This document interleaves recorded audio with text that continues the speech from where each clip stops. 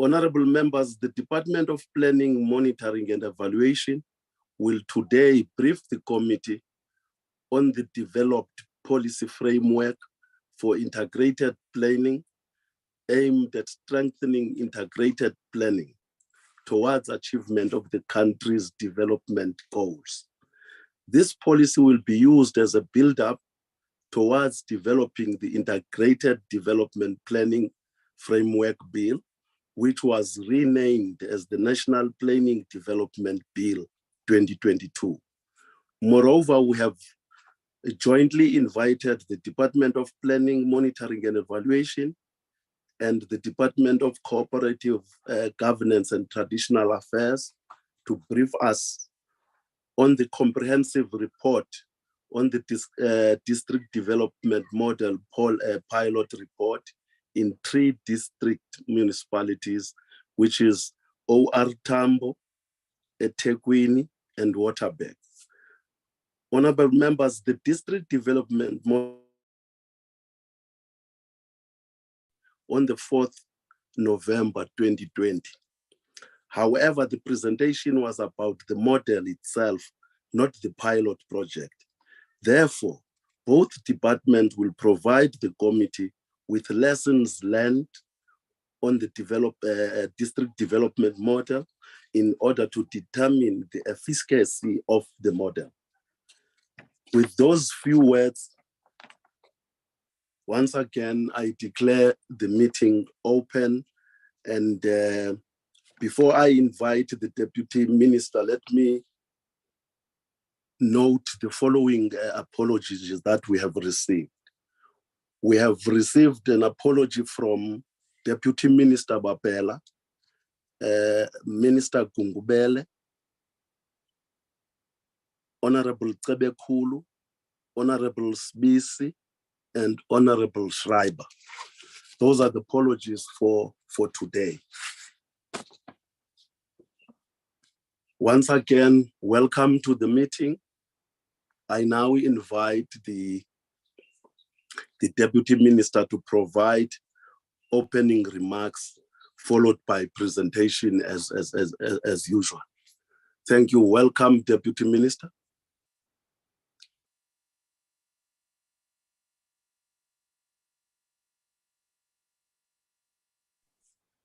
Morning, Chair. There's some hands on the platform.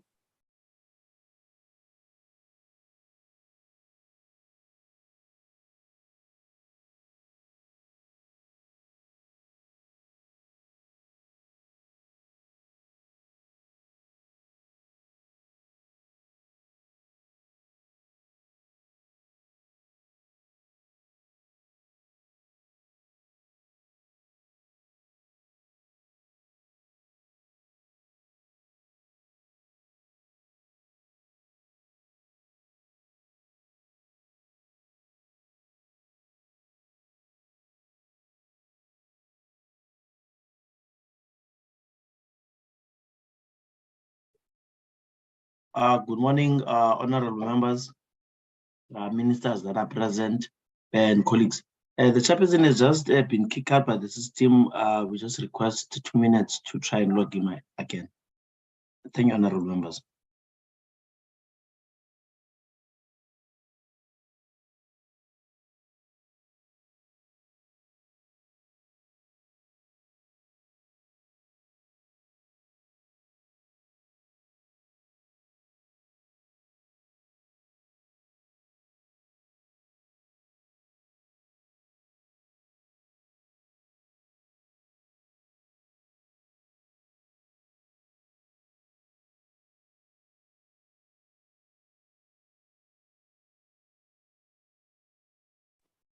Sorry, honorable members.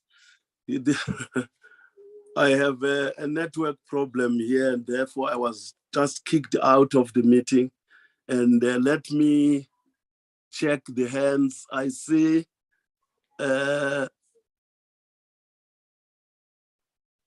Mr. Williams, Mr. Koza.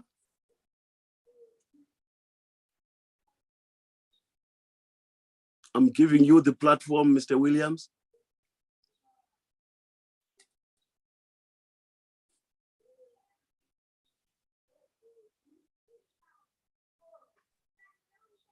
Mr. Khoza, I'm giving you the platform, Mr. Khoza.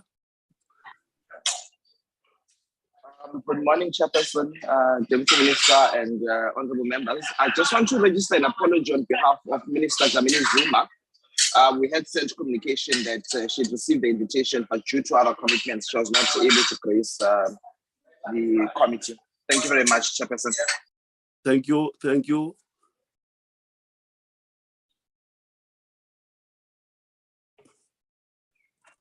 Mr. Williams. Slalo, good morning. How are you? Good morning, Chairperson.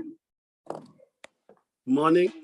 Oh, I'm you so are. sorry, Chairperson. I think it should be registered as Avril Williamson, but I'm duly covered. I'm the DG of DCOG and Sibosiso Khoza in the apology. Oh, you were.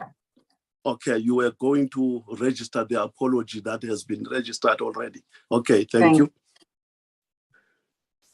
Can I now invite the Deputy Minister to make opening remarks before the presentation?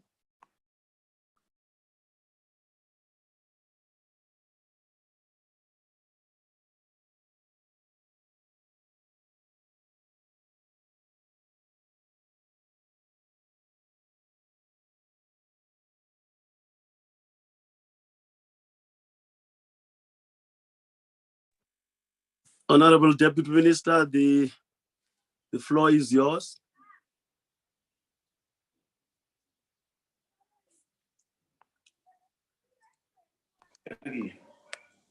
Thank you, Chair. Chair, I'm with the team from the department led by Dr. Grizel, just to take the committee through on the DDM and where we are. Obviously, this is one of the responsibilities that we have as DPME together with COCTA. But let me allow our officials to take the portfolio committee through. I'm sorry, I'm in two meetings. There's also cabinet committee meeting. That's why I've been shuttling in between. Sorry about that, Chairperson. It's noted. We are aware of the cabinet meeting today. The apology is accepted. Thank you.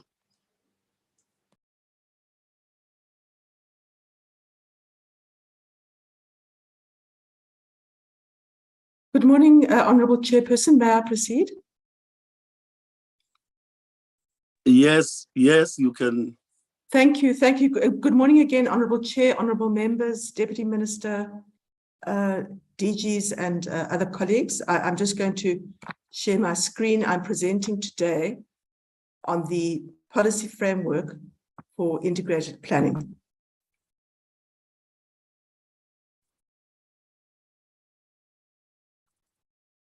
Is the screen visible? Yes. All right, thank you. It is visible, I can see it. I'll put off my video if that's okay. All right. So just to say that this policy framework has been developed over time, and it's really about putting in a single policy framework the various different types of policies, planning policies and frameworks, and how they should be working together in order to improve the achievement of our development results. So we're going to look at the rationale, just also looking at where planning has come from in our democracy, why is integrated planning important, the aims of the policy framework. We touch briefly on lessons from other countries, look at applicable legislation, what is the overall problem statement, the theory of change, and then the key recommendations. So the policy framework represents an important building block in our efforts to build a capable developmental and ethical state in line with the imperatives of the National Development Plan and the medium-term strategic framework. So we're clearly situating coherent and planning within the context of building an effective and developmental state.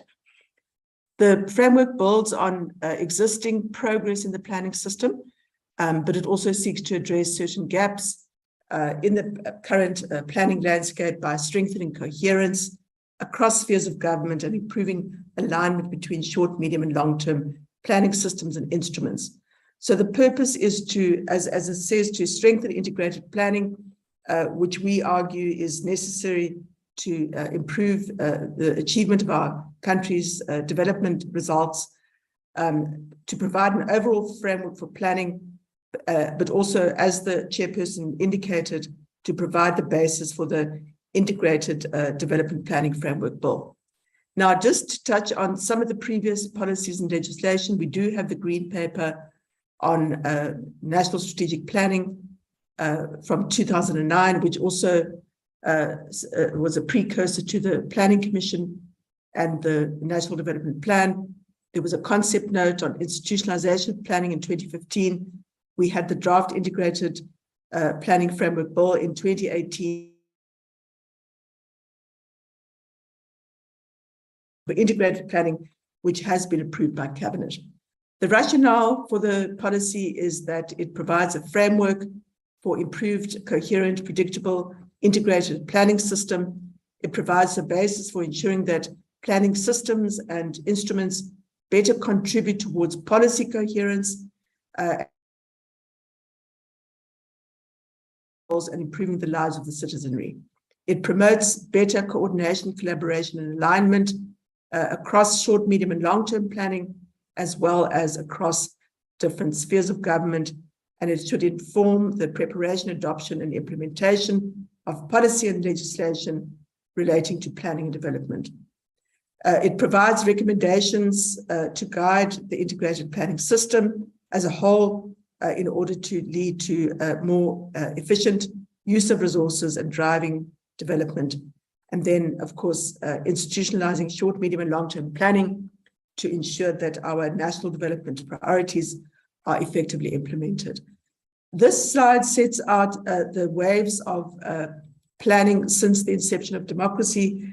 And Chairperson, just to say that there is a very detailed document that sets this out in a lot more detail. But firstly, the first wave was setting the foundations of planning in terms of a democratic society. The second wave, and you'll see there the very foundational legislation, including the PFMA, the Public Service Act, the Constitution itself, and the Municipal Systems Act. The second wave is about driving coordination and intergovernmental relations. There you had the introduction of the cluster system, the first MTSF, the National Spatial Development Perspective, the IGR Framework Act, which remains an important piece of legislation, but also guidelines for the provincial growth and development strategies. The third wave is around planning, monitoring, and evaluation at the center of government. So you had the two ministries, the NPC was established, the DPME was then formed from a merger of the two ministries. And then you also had the NTSF for the fifth administration, the very important Spatial Planning and Land Use Management Act. The framework for strategic plans and APPs was developed in 2010, and then the General Responsive Planning and Budgeting Framework that was adopted in 2019. And these all remain important components. The current wave is about also the MTSF for the current administration, the prioritization of the spatial transformation in the planning system. We know that the National Spatial Development Framework has also been adopted. For the first time, you had in the MTSF, the current MTSF, the mainstreaming of priorities relating to women, youth, and persons with disabilities. Formally within the MTSF, you had the revised framework for strategic plans and APPs that was introduced based on an evaluation of the previous framework. Collaborative planning with non-governmental role players is also put on the agenda, and then a strong affirmation of the results-based approach to planning, budgeting, monitoring, evaluation. What are some of the challenges that persist? Firstly, we find that planning instruments, including when you look at APPs of departments, do not sufficiently prioritize policy interventions and development goals, including the NDP and the NTSF, and translate these then into measurable outputs, outcomes, and impacts. There's insufficient evidence-based planning, although there is certainly some evidence-based planning, but it's insufficient. The planning system remains fragmented. There's a lack of coherent planning policy and legislation to harmonize the planning system, and that we are seeking to address. There's also a lack of alignment with regard to the manner in which the state-owned enterprises undertake planning, inadequate collaboration between centre of government departments on planning and budgeting. So even though there is good collaboration between DPME, DPSA, the Presidency, National Treasury, and DCOG, that certainly can be strengthened, as well as with the Premier's offices and at a local government level. There's also, we find, a dominance of the compliance-based approach, which tends to crowd out the performance and the results-based approach. Why is integrated planning important? It will assist government in ensuring that the policies and frameworks are coherent and coordinated to work together to deliver on government priorities, to improve synergies and eliminate duplication, harnessing multiple efforts and resources towards optimizing results. And this is applicable. So it's important that there should be both harmonization whilst allowing for customization and prioritization at a sector, provincial, local, and program level. Integrated planning is also critical in supporting strategic decision-making by providing a comprehensive view of resources and commitments, including ensuring the alignment of financial resources and budgets with government priorities, ensuring that functions are coordinated, being more collaborative, enabling processes which are harmonized, coordinated, and consistent, and also being strategic. This is a picture of the integrated national planning system. As I said, it looks at short, medium, and long-term planning, and as well as, and you'll see that that is the horizontal axis, and then national, provincial, and local planning being the vertical axis. And then, of course, spatial planning is a very critical role, and the need to integrate spatial planning within the broader planning system. And then, of course, non-state sector planning also being integrated. And then, of course, on the right, we have the district development model, which seeks to integrate all of government and all of society within a particular locality. This is also just another depiction of the planning system, which focuses on the importance of implementation synergies, improving development results, and quite clearly, even though we're not going into this now, the translation of plans into operational plans, program plans, proper development of programs, program planning and implementation, and of course, project planning. This is also a depiction of how integrated planning should lead to improved integrated implementation, improved service delivery, and improved development results and outcomes. The aims of the policy framework are to promote improved integration and harmonization of planning across the planning system, to improve coherence of policies, frameworks, and legislation, and therefore to enhance the achievement of delivery. We've also looked at what are the key functions of planning at the center of government, because that's also part of our government model and many government models across the world. So you'll have the planning cycle and 5-year development plans. Many countries have both long-term plans as well as 5-year plans and even annual planning, but also the capacity to diagnose development challenges and set priorities, policy coordination, design and implementation, and alignment of line ministries with central planning instruments. So that is critical for the center of government to then not only coordinate planning, but also to improve the alignment of the line ministries with those central planning instruments. Then also important is strategic development planning, including integration of spatial planning in national strategic planning, monitoring implementation and progress, stakeholder management and accountability, including state and non-state actors. We then just also looked at some international benchmarking, and these case studies are available in the main policy document. In terms of Canada, the ability to build alliances, form partnerships, and effectively manage horizontal initiatives. Malaysia, including both a top-down and bottom-up approach, including stakeholder buy-in and ownership, with deep consultations within and beyond government. And we've seen that Malaysia has also influenced some of our programs, such as the Deliverology, Operation Pakisa, and even to some extent Operation Vulindlela. China, where China also has a long-term plan, a 5-year plan, as well as annual plans, and they focused on a lot on resolving conflicts stemming from plans applied to the same space, being drawn up independently of each other, which is also part of the mission of the district development model and the related one plans.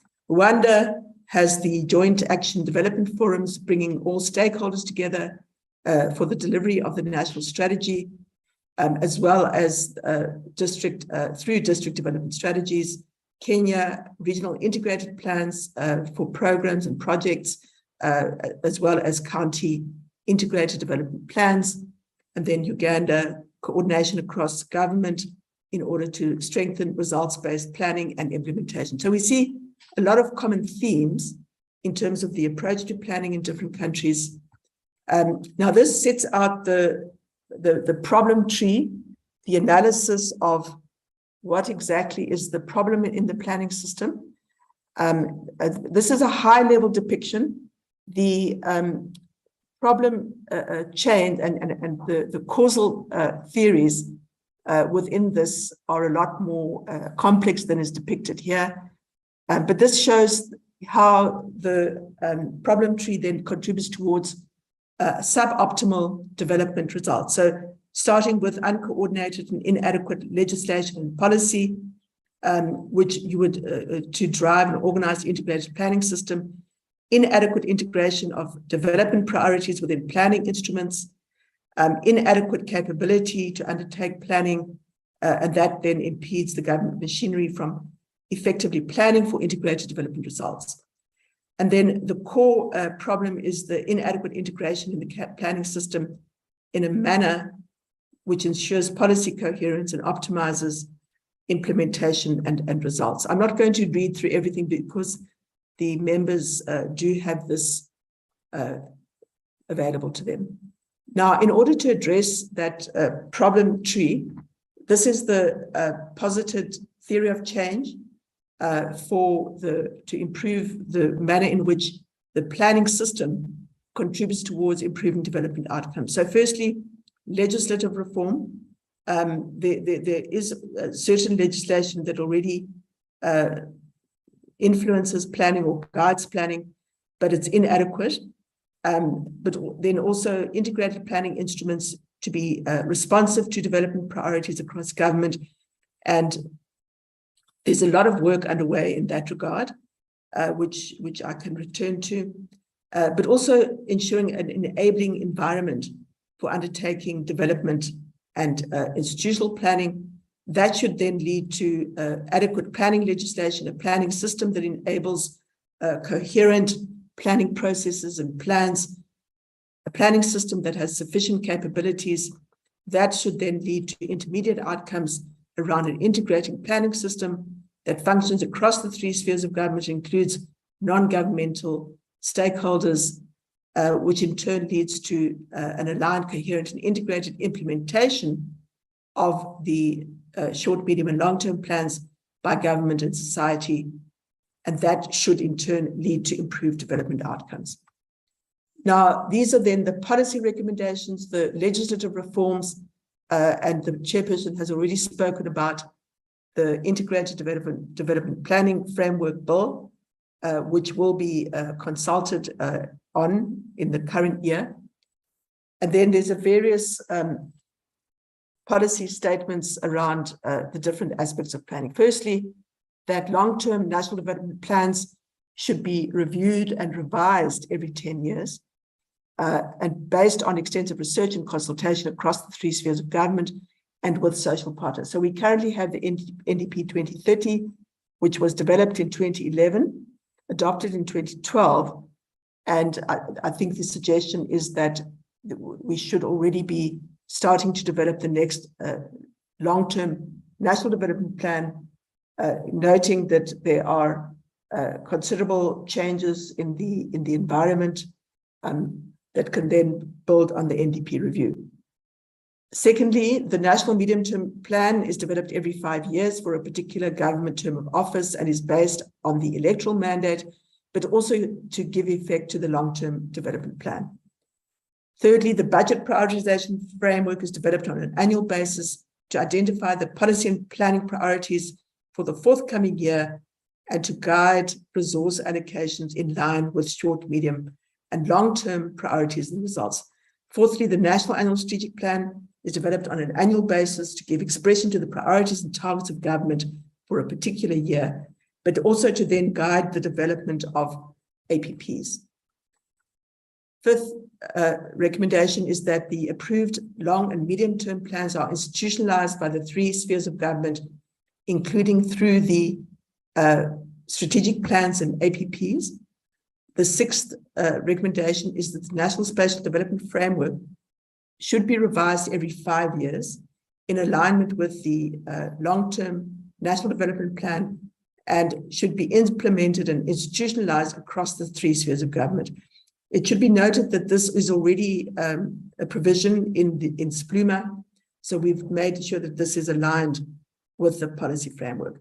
Provincial governments will also develop long and medium-term plans aligned with the national long-term and medium-term plans, whilst obviously taking into account provincial priorities and mandates. Institutional strategic plans and APPs should be results-based and aligned to the medium and long-term plans in accordance with the revised framework for strategic plans and APPs, but should also provide geospatial referencing for the location of interventions at a local level. And this is also very important. This spatialization of planning is also very important in the context of the development of the one plans and the district development model. National sector and cluster plans should also be aligned to the medium and long-term development plan. So, for example, the National Infrastructure Plan should both take into account the NDP, the National Spatial Development Framework, so that we don't have different plans pulling in different directions. And then, of course, the DDM1 plans and the IDPs are aligned to the medium and long-term plans at a provincial and national level.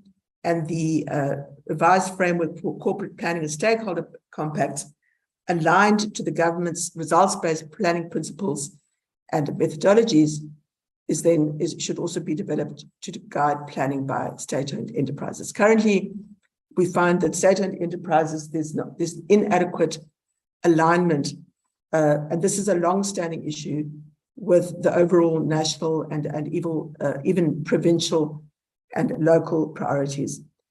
And then national, provincial, and local government planning frameworks and guidelines should make provision for collaboration with non-governmental stakeholders in the development and institutional planning processes across the three spheres of government. We then look at recommendations relating to the enabling environment. Firstly, the professionalization of planning and to improve the institutionalization and integration of short, medium, and long-term planning priorities. And we'll see also that the framework on the professionalization of the public service, which was developed through NSG, also focuses on the professionalization of planning. The issue of a knowledge hub to inform evidence-based planning is very critical.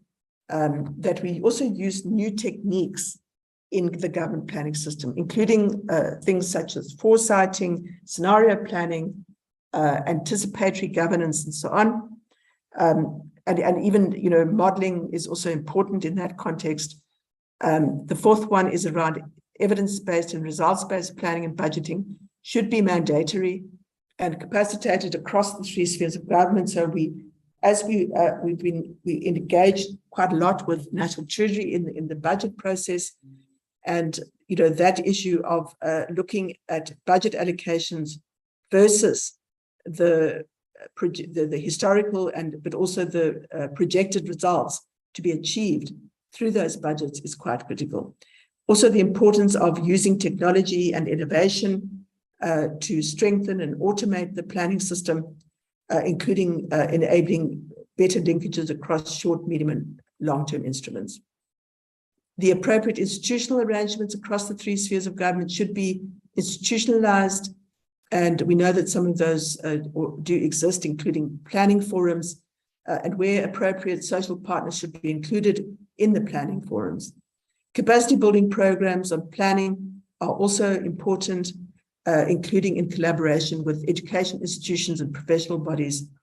DPME, in consultation with other Centre of Government departments, would issue an annual planning and budgeting cycle for a particular financial year. DPME also, in consultation with other departments, should issue a compendium of common definitions across the three spheres. This slide just outlines some of the consultations that have taken place around the policy framework. The process started as far back as 2021, where we focused with the Centre of Government, the Presidency, some bilateral engagements with particular sector departments. We also have the National Technical Planning Forum, which includes planning officials, a couple of hundred planning officials across the national sphere, public entities, and then we also have the National Steering Committee for Integrated Planning, which includes the offices of the Premier, as well as the National Centre of Government departments, DPME, Treasury, DCOG, and so on, and DPSA, as well as SALGA, and that has been an important forum for consultation and engagement. We did also have a webinar with non-governmental stakeholders, and then, of course, the cluster system, GISCID. We presented to the co-chairs of the ministerial clusters, and as we also then finally went to the GISCID Cabinet Committee, and the approval by Cabinet was granted on the 21st of September. That's the end of the presentation. Thank you very much.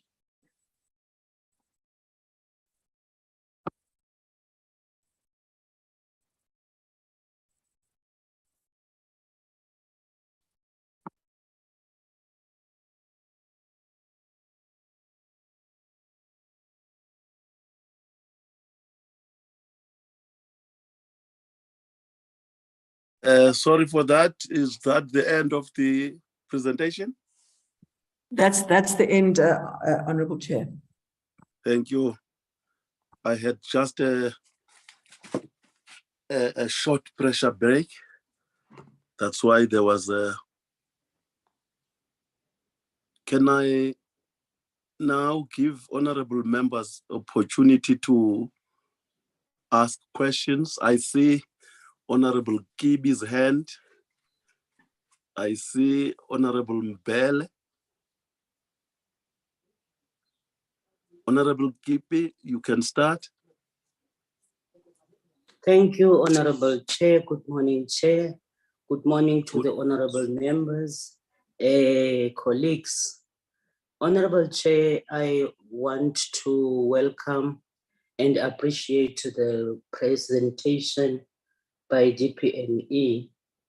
Honourable Chair, my question would be, are the offices of the Premier well capacitated to drive planning, monitoring, and evaluation on the implementation of what is required in the planning cycle, including alignments of plans and resources?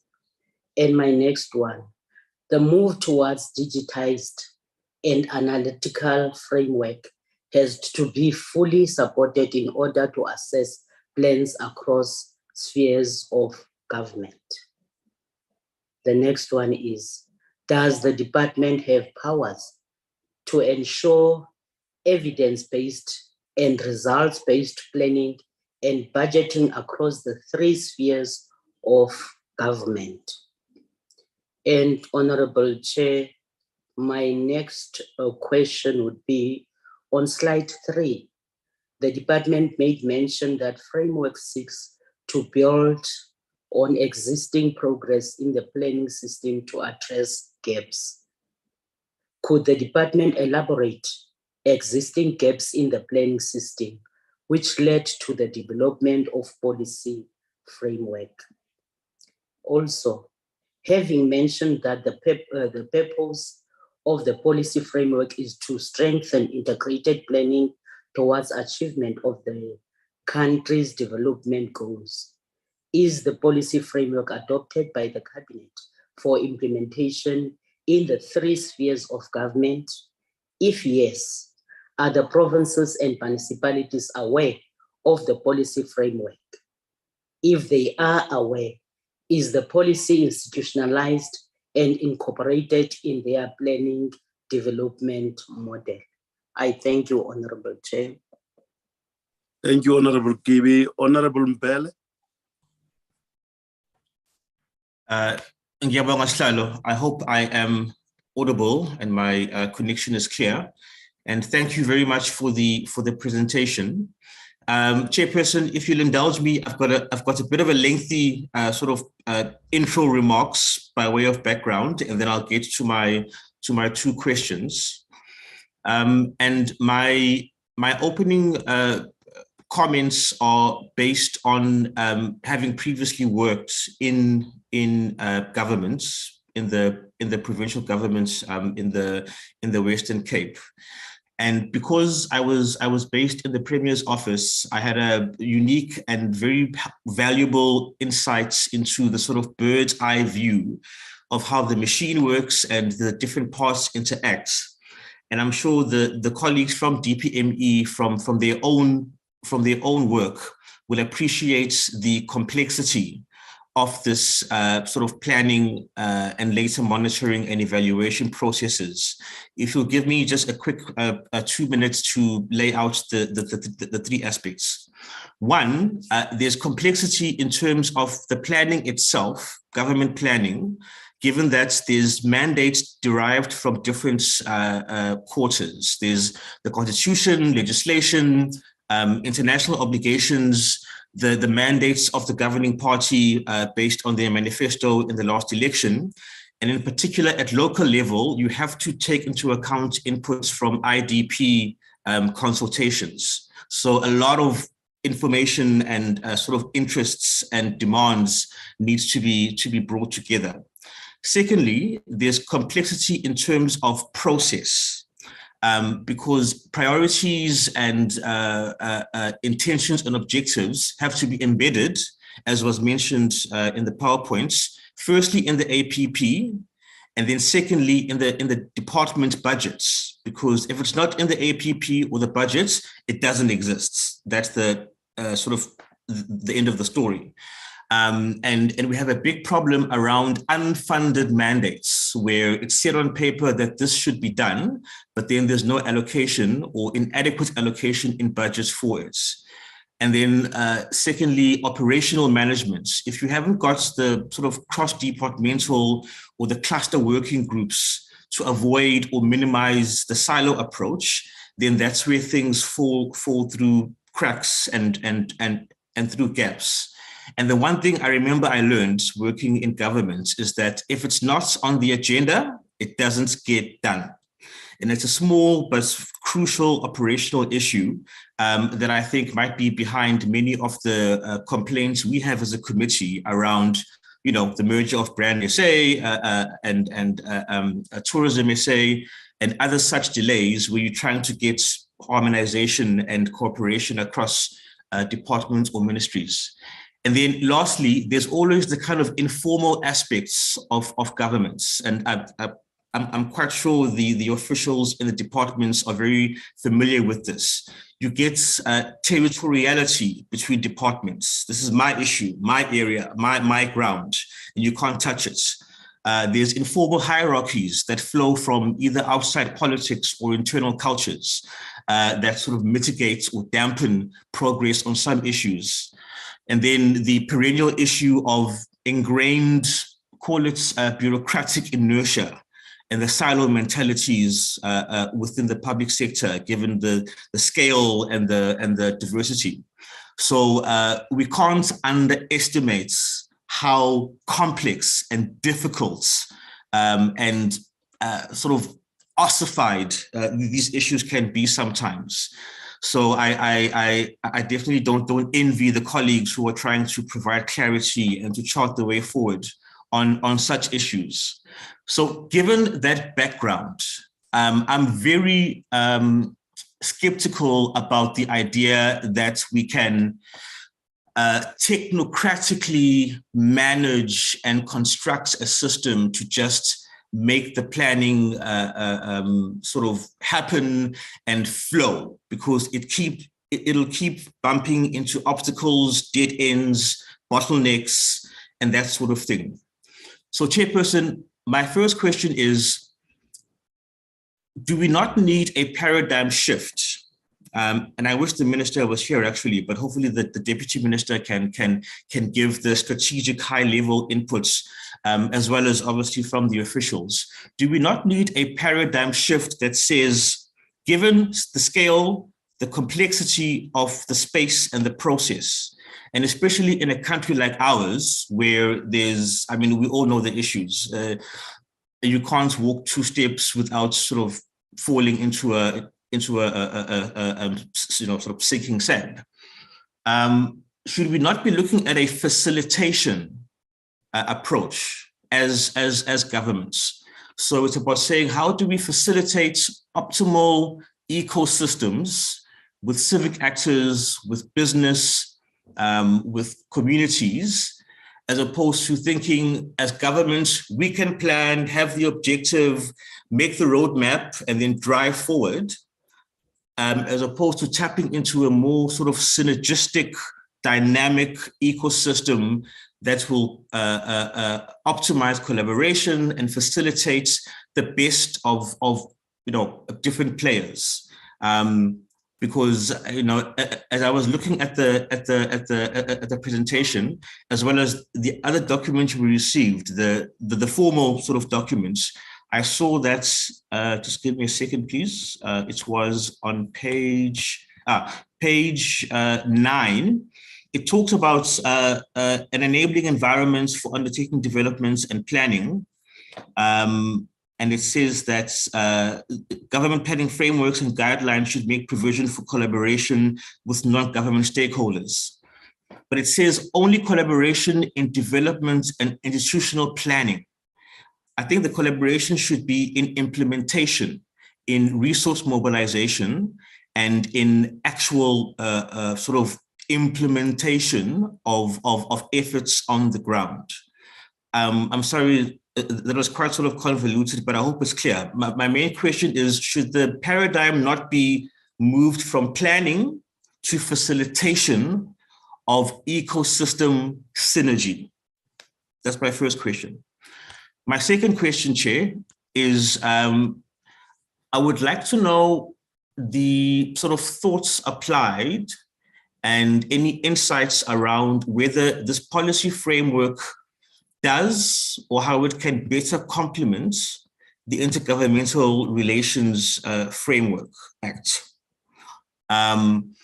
Because, I mean, everyone will be aware where I'm coming from with this, is that in Cape Town, when the SAPS is under-resourced, under-trained, under-equipped, understaffed, and the Metro Police are trying to fill gaps in order for residents to be safer and to have safe streets and safe homes, it does not help when the police minister is condemning and stigmatizing and pushing back against that effort. We should have intergovernmental cooperation, and we should have cooperative governance between spheres, as is mandated by the Constitution. So we can plan, the integrated processes, But it doesn't help when the objective of achieving, in this case, safety and security in communities is then being undermined from a different sphere, rather than seeing how can we come together in order to optimize the best results for everyone. So my question there, just to summarize, is the marriage between this policy framework and the Intergovernmental Relations Framework Act, which itself is underpinned by the constitutional imperative for cooperative governance. I'd like some commentary on that, please. Thanks, Chairperson. Thank you, Honorable Ntuli. Thank you, Chair. Chair, I welcome the presentation by the department. Safe to say, Honorable Kibi covered me in most of the issues that I've jotted down on gaps in cooperation by the provinces and municipalities. But again, Chair, I wanted to add in terms of the if this policy framework is in complementary of the Intergovernmental Relations Framework Act, to say if that is so, can the department elaborate or expatiate on the angles that are intertwined thus far? Thank you, Chairperson. Thank you, Honorable Mtsipe. Thank you very much, Honorable Chairperson. I've got a question here for DPME. Have you studied or planned thoroughly to introduce this policy framework, since policies are being chopped and changed? And are you sure that this you are introducing will be of help of this department, since you said you are strengthening the country's goals, especially for these 3 spheres of government? As the committee, we appreciate the development that will benefit and be in the best interest of our country. But the question is, what makes this department confident that what you are planning will be effective, corrupt-free, and fully accountabilities before it gets out of hands? Thank you very much, Honorable Chair. Thank you, Honorable Mtsipe. I now hand over to the department for responses to the question raised thus far.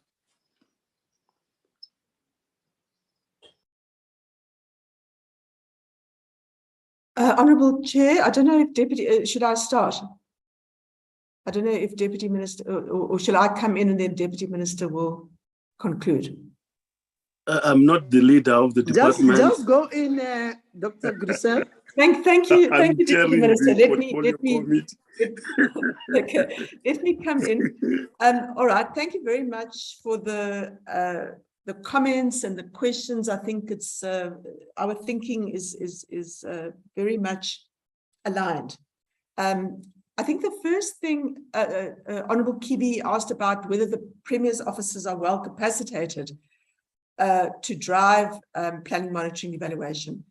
We are of the view that the whole planning system is undercapacitated, and we would include DPME in that.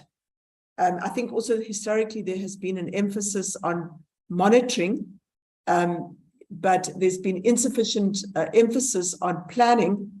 And I think, as Honourable Member Mbele also indicated, particularly given the complexity of planning. So, you know, I think there and Premier's officers through the National Steering Committee on Integrated Planning have often raised this with us. So it is something which is on our agenda, that we work with DPSA as well as with the Premier's officers to have a much more scientific examination of the requirements of planning as well, you know, at a provincial level as well, because we feel that it's very, very critical And also that, this idea, it's iterative. Planning is iterative. It's not something that you do once every 5 years or even once a year, and then you forget about it. On the issue of, so yes, we feel that we need to focus more on building professional planning capacity across government. The issue of digitized framework to assess plans across government, we fully agree with that. And one of our projects is to start looking at the automation of planning, because we feel that we can eliminate a lot of the sort of manual labor around, even something such as an assessment of the alignment of a plan with the NTSF is something that we should be able to automate more effectively, introduce AI and so on. The issue of ensuring evidence-based and results-based planning and budgeting across the spheres. Look, I think if you look at the system of strategic planning and APPs across the whole of national government departments, provincial government departments, public entities that fall under the revised framework, there is quite a lot of evidence-based planning, in that if you look at the requirements, the departments are supposed to do a situation analysis as they undertake their planning on, and that should be done on an annual basis. But we feel that that should be improved.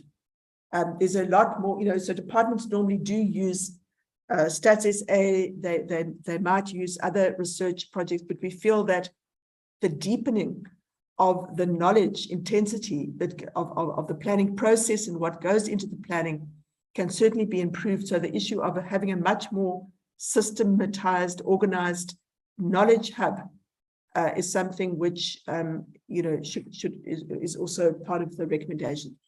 In terms of results-based planning and budgeting, honourable members would be aware that the results-based management approach and the introduction of an outcomes-based approach has been with us in government for, I would say, at least 10 years. So, but we feel that it hasn't adequately been institutionalized. And part of the reason for that is that departments are, they're concerned, for example, if the current system, particularly when it comes to auditing. So a department would rather say that they're going to have a report on the number of jobs created, because they say, look, we have control over the development of a report, but we don't have control over the number of jobs created.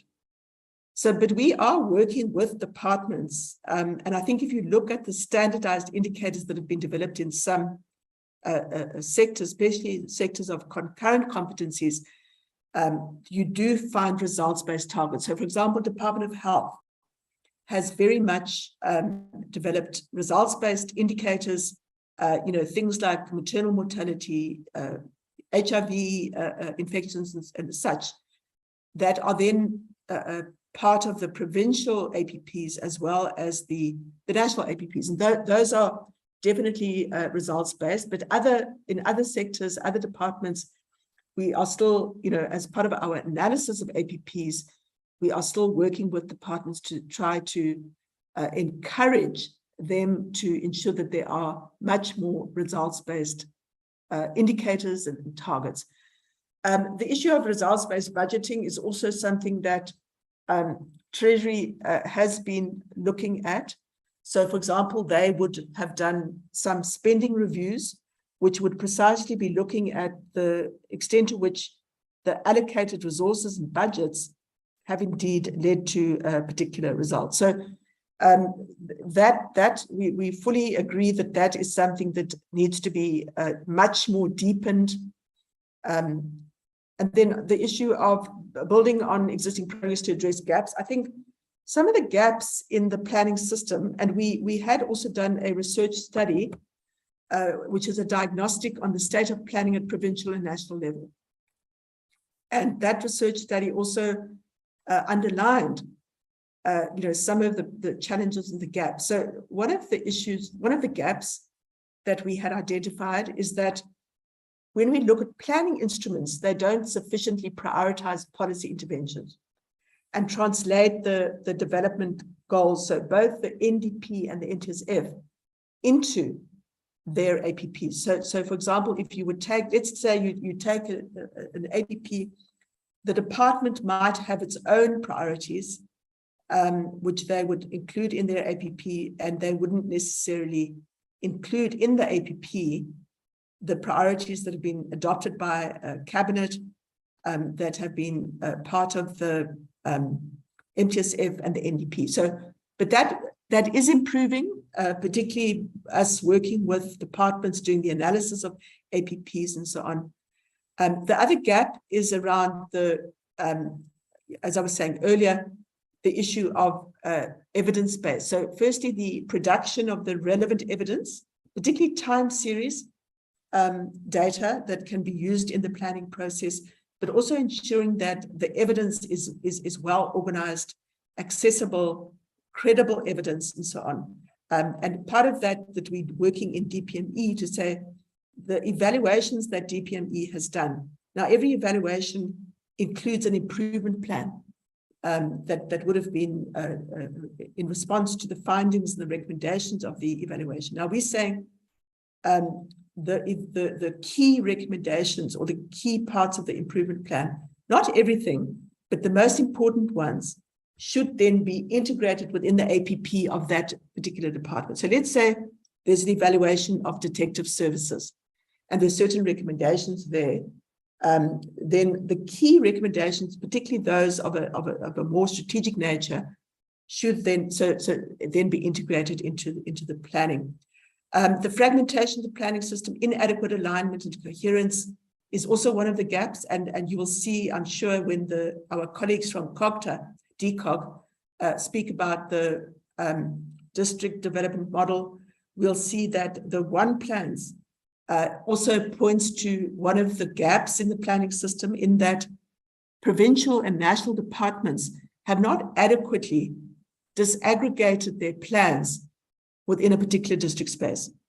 So that's a particular gap, and part of that is also about the inadequate spatial thinking, spatialization of planning at a national and provincial level. So there are various gaps, the collaboration across centre of governments, the collaboration with state-owned enterprises, and so on. So those are just some of the gaps that one could mention. The issue of is the integrated planning, has it been adopted? What we have been consulting, particularly with provinces and through SALGA and DCOG over time on this particular policy framework, and it takes into account the existing policies and legislation that is applicable also at a municipal level. We also do have an implementation plan, which we will start implementing with effect from this particular quarter, so that it's not just another policy document that sits on the shelf, but it is actually then implemented.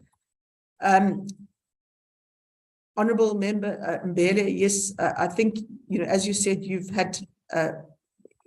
been part of the process, and I agree with most of what you have said, that you've had insight into the manner in which planning works. And we do work very closely with all the provincial governments, including the Western Cape. And we agree that there is considerable complexity in the system, but we feel that by unpacking the different processes and how the pieces fit together, we can certainly improve the contribution of the planning system to the achievement of our development outcomes. The issues of, and look, there's certain things that, there's certain issues that are not addressed through planning system alone. So let's take some issues of organizational culture, or bureaucratic inertia. Those are issues which cannot be addressed by the planning system alone. But certainly the planning system can assist very much in addressing the silo mentality, in supporting the cluster system around integrated planning, integrated implementation, and so on. The honourable member says he is skeptical that we can technocratically manage a system to make planning happen. I think we already have considerable, if you look at the, and I think Honourable Mbele, you've had insight from a provincial perspective in terms of the manner in which all departments and public entities undertake planning. Now that is often a technocratic process, and it has been happening. In our view, and it doesn't mean there are no bottlenecks, but part of our responsibility as public servants is precisely to help unblock those bottlenecks. So there are issues, and I think I've outlined some of them. I think the paradigm shift, I think what you are saying about the issue of facilitating optimal ecosystems, we are of the view with civic actors, business and community, that's exactly the position of this current government. And if you look at, even the whole idea of a social compact is very, very critical. And I think that government has long been speaking about this importance of, saying that it's not government alone that can achieve the objectives and results that we are seeking to achieve. And that social compact operates at many different levels. So we shouldn't see it as simply operating only as one big national social compact. Yes, it is important that we do have one national social compact. We have bodies such as NEDLAC, which play a critical role in terms of driving those synergies. And we've seen, over time, how different sectors, whether it be the faith-based sector or business sector, has really come on board to help drive delivery to the benefit of the citizenry as a whole. So yes, I fully agree on the issue of collaboration with NGOs. And I think, if you look at different sectors, even if you look at something like the National Strategic Plan on Gender-Based Violence and Femicide, it's definitely has to be a collaborative effort, and including, those who have resources beyond the public purse should also come to the party. The issue of and this question has been raised by a number of members, the relationship of this policy framework to the Intergovernmental Relations Framework Act. We are of the view that this policy framework, in fact, gives expression to the constitutional imperative of cooperative governance, and also very much complements the IGR Framework Act. And as I say, as DPME, we work very closely with DCOG in relation to promoting intergovernmental relations and collaboration, particularly within the planning space. The issue of the safety and security, I think it's obviously, I think sometimes narrow political interests, and you'll excuse me, honourable members, but there are times when narrow political interests seem to override the interests of the citizenry. So, that is something that needs to be looked at. And, when we do our risk analysis, one of the issues that has been observed is that there has been a general political fragmentation, which in some instances tends to not necessarily serve the citizenry. But although, it doesn't necessarily mean that, because you have countries where you have considerable political diversity, but there is then still collaboration towards the citizenry. Honourable Ntuli, the issue of the IGR Framework Act, I think that we have try to elaborate on that, and you know, that occurs. So one of the overall areas of emphasis in the policy framework, and will also be in the implementation plan, is precisely around improving intergovernmental collaboration at all levels. So at a sectoral level, because there are few development outcomes that can be achieved by one sphere of government alone. So that is definitely something which we will focus on. Honorable Motsepe, the issue of thorough planning and avoiding chopping and changing, the approach that we tend to adopt is that we need to have an overall agreed strategy and a coherent strategy that is able to achieve sustained results, whilst at the same time having shifts, whether it be tactical shifts or adaptive management, corrective action based on the immediate results we are seeing. So the manner in which you are implementing a particular program or plan should be both agile and flexible, but also always towards achieving a sustained agenda.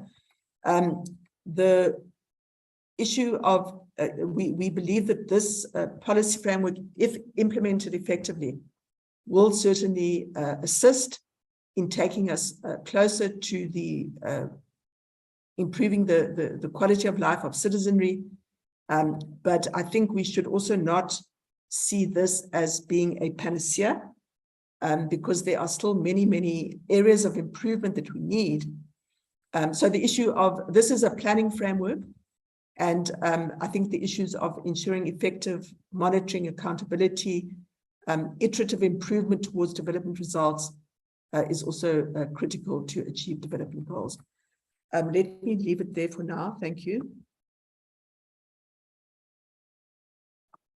Thank you. Mascolo, can you fly to the agenda? Okay, Chairperson.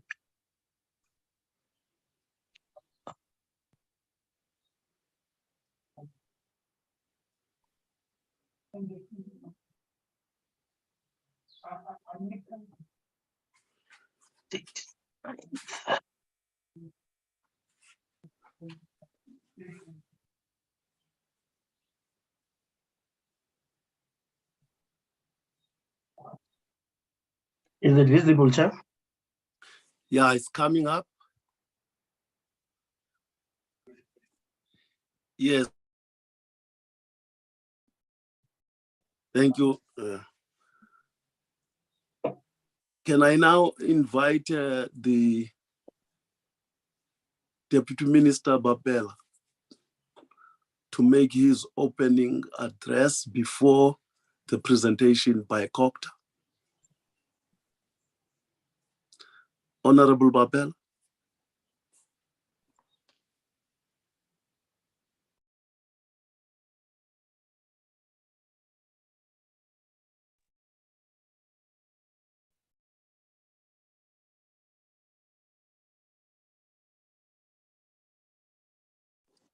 Is he on? Is he connected? Chair? Or anyone from his team who can guide us whether he's here or not? I'm checking that. I don't see him here. Chair, with your permission. Okay. It's Avril Williamson speaking, the DG of DCOG. Okay. We have an apology from both our minister and from our deputy minister, not present in the meeting. So with your permission, I'm leading the team. And if you'll allow me to proceed. Okay, you can proceed. So thank you, Honorable Chairperson. And I also want to then greet all the honorable committee members and the deputy minister that's here this morning. Also want to greet all the colleagues from Copter and from the DPME.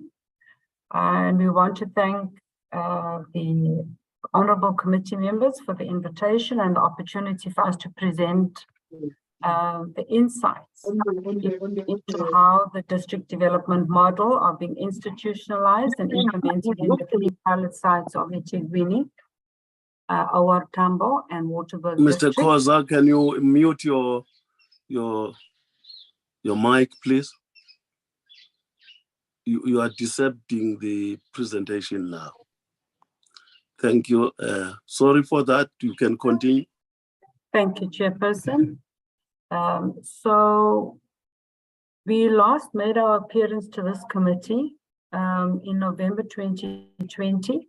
And at that time, we had actually focused on the objectives and principles of the district development model. So the initial discussions on crafting the joint implementation plan or path was then between the department and DPME at the time. So our presentation is a joint presentation between the department and DPME. We will highlight some valuable experiences and lessons gained from the 3 pilot sites. And we believe that these have put us on a good path and a firm foundation to actually then really strengthen the institutionalization of the district development model. So Chairperson, the person who will be presenting on behalf of the department is Mr. Ashley Losh. And if I could also just perhaps mention to the chair that I'm hoping that by the time the questions come, I will still be in a position to be in the meeting because we are also preparing for our oral responses later today. But I will do my best to remain throughout. But thank you so much, Chair.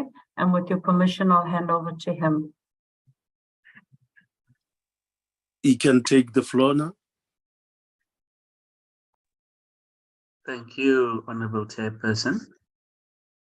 Good morning to you and good morning to the honorable members, the deputy ministers and colleagues from DCOC and DPME.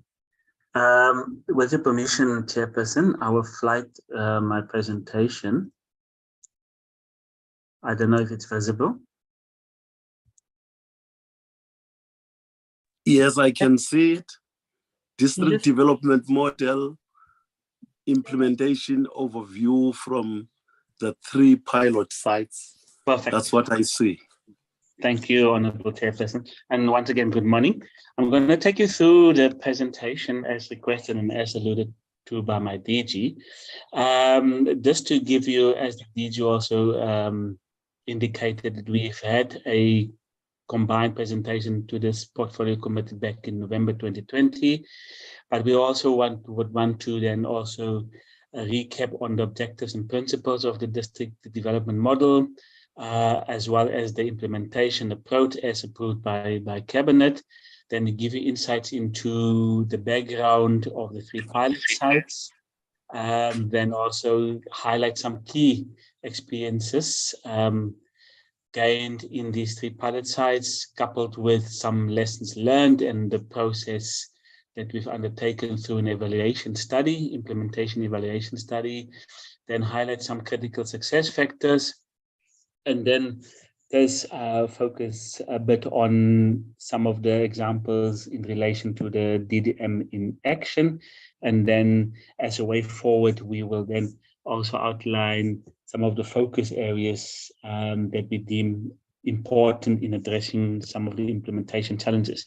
So as the DG indicated, there was a joint presentation back in November 2020 to this committee, and that was just to give the committee an overview of the district development model.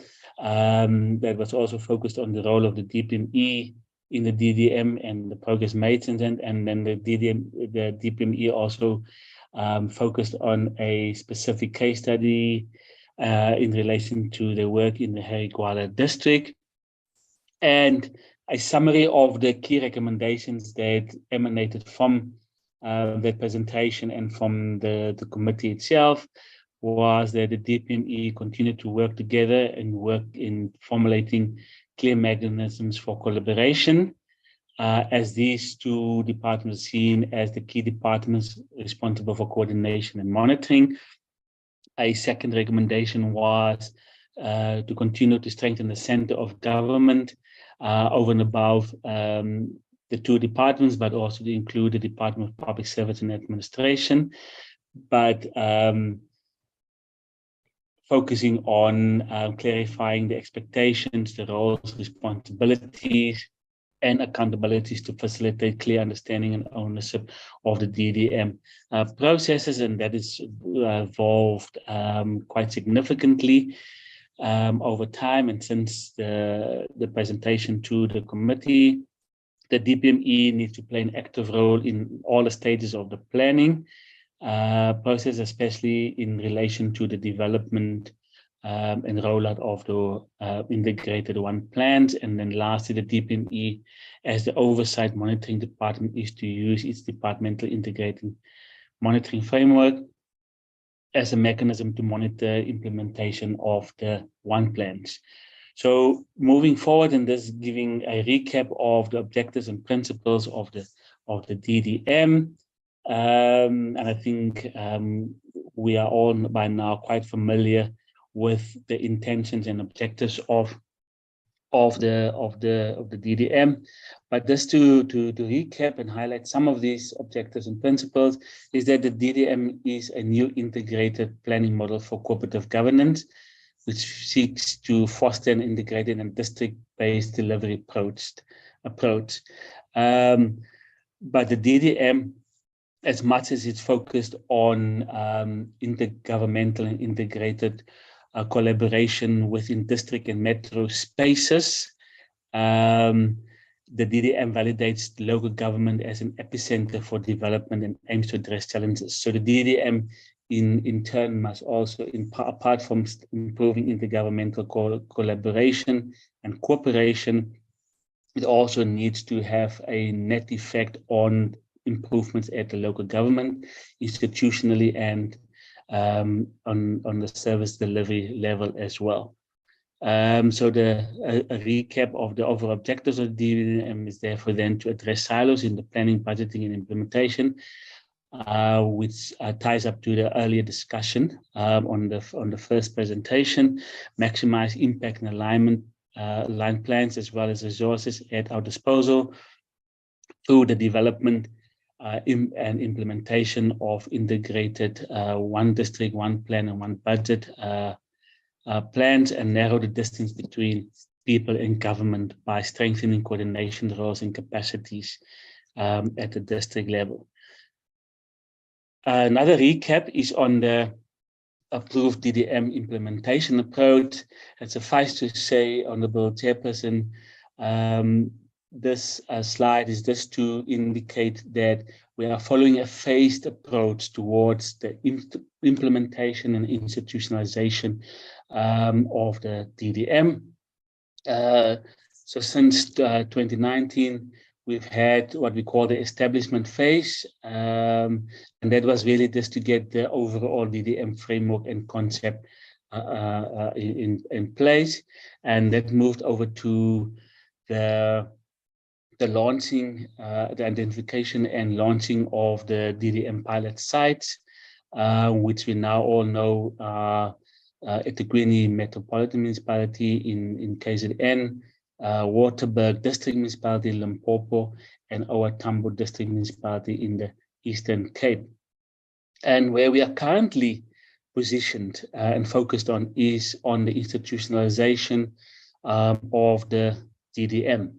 And some of the key indicators there informing the successful implementation of this phase relates to the development of a DDM information management system. We need to have strengthened IGR structures that are aligned to the DDM objectives and principles. We are looking at developing a legal framework that will assist in the institutionalization and implementation of the DDM. And here we are using the development of regulations as envisaged under the Intergovernmental Relations Framework Act, but also key indicating a milestone under this phase is really to get the one plans developed, adopted, and implemented in the what we call the 52 DDM spaces. And later in the presentation, we will touch more about or on some of these milestones and the current position thereof. And then lastly, we talk about the sustainability phase going forward from 2025. But one underpinning and one issue that element that we need to emphasize and underscore here is that the DDM, the implementation and the institutionalization of the DDM is not a static process. It's an ever-evolving process based on experiences gained across the country.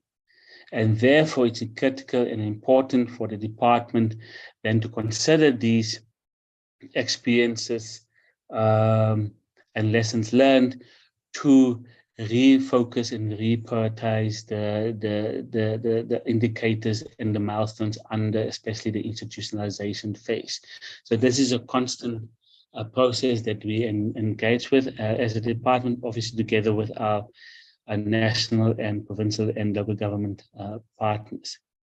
So when it comes to the role of COCTA, and we thought it necessary just to underscore again the precise role of COCTA within the DDM, and that is that the coordination of the DDM was assigned to the Minister of COCTA by the President, and therefore COCTA is expected to enable integrated planning and delivery in all district and metro spaces. But that goes hand in hand with the partnership and the work that we are doing with the DPME in terms of the DPME's role in setting the overall context and environment for development of a planning in the Republic, to mobilize all sectors of society to participate in the DDM and to coordinate the implementation of programs and projects in spaces within the DDM framework. And lastly, to produce regular reports of the implementation of the DDM in various districts and metros to various national, provincial and local government platforms.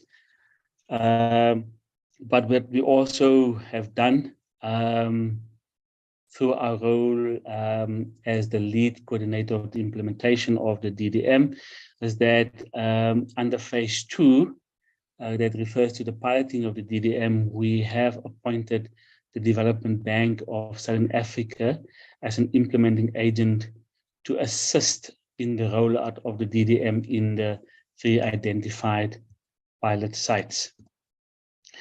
So this on the role of the DDM, of the DPME in the DDM, on a planning oversight function at the national provincial level, the DPME sets the framework for strategic plans and annual performance plans that guides the framework, that guides the preparation of strategic plans and APPs of national and provincial departments. The DPME also incorporates requirements around the DDM with a framework and assess compliance of national and provincial plans with the DDM requirements. And lastly, on that level, the DPME also provides additional guidance where gaps are identified. The DPME at the DDM level have initiated, together with the presidency, the Presidential Steering Committee on the District Development Model, which is an interdepartmental steering committee. This committee is therefore chaired by the DPME, and co-chaired by DCOG. And the purpose of this structure is to develop support packages in terms of the implementation and institutionalization of the DDM based on the experiences gained by COCTA, but also by other departments. So it works hand in glove with the work that COCTA is doing as the lead coordinator of the implementation of the DDM. As part of the institutionalization of the DDM, it's envisaged to establish what we call DDM technical support hubs, and this is focused on providing capacity building support to all of government in terms of the institutionalization of the DDM. So in a nutshell, the DDM hub is conceived as a functional network that will then provide support in terms of fostering intergovernmental planning, budgeting, and implementation in relation to a specific district or metropolitan space, but using the one plan as that particular framework on which this particular support is provided.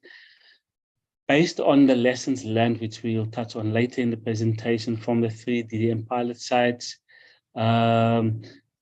where hubs are fully established, we have reconceptualized the DDM hubs establishment concept to be more practical and relevant to the geographical context and environment of respective district metros spaces.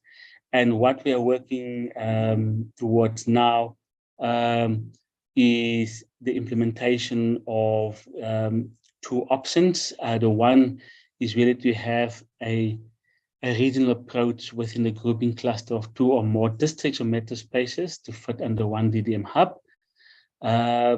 And the second option in the revised DDM hub concept is to utilize current COCTA national, provincial, and district metro DDM support teams as DDM coordinators, who will then interact with national and provincial sector departments.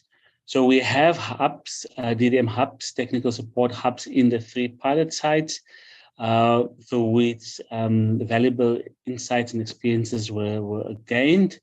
And therefore, based on that, we as a department had to really look into how we establish hubs going forward across the country, but to make it more intergovernmental in nature. So coming back to the DDM pilot sites, as I indicated, Honorable Chairperson, the 3 pilot sites were identified and launched back in 2019, and it was launched by the Honorable President. And these were our Tambo district, eThekwini Metro, and Waterberg district, which is in Limpopo. And the criteria used to identify these pilot sites were in keeping with a balanced approach to learn from both urban and rural contexts, as well as district and metropolitan areas. And these sites were selected because they face significant poverty and inequality challenges, but also have much potential and many opportunities that cuts across the mining, agricultural, ports, and oceans economy sectors, and balance significant environmental and tourism factors. So collectively, these pilot sites contribute more than 10% to the GDP. That was back in 2019, and house more than 6 million people back in 2019 when these sites were identified. So it's important to also note that these sites are being used to test the DDM and the implementation and institutionalization of the DDM. But it's also focused on producing intergovernmental collaboration, resulting in unblocking priority implementation projects and the developing of one plans. So these sites have been very, very important not just from a learning perspective, but also from a continued implementation perspective of the DDM in the other DDM sites and spaces across the country. So this is just a high level progress in the DDM pilot sites. So, Honorable Chairperson, we've identified four broad topics and themes that we wanted to provide progress against. The first is the DDM coordinating structures established, and currently these structures on both a political and a technical level have been established, especially in the eThekwini Metropolitan Municipality, and what we can also say in the Eastern Cape and Limpopo provinces.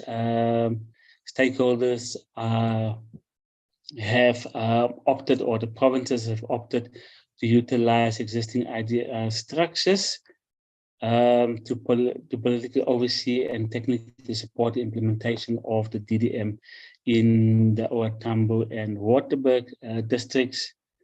This approach has presented some challenges, as these existing structures have not been fully realigned and repurposed to the DDM imperatives.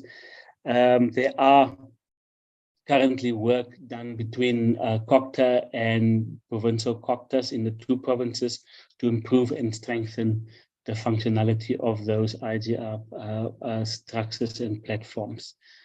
On the second topic relating to the DDM partnerships established, key partnerships to support the DDM implementation include, for example, with the United Nations, that focuses on unlocking economic value chains, social transformation, and service delivery enhancement.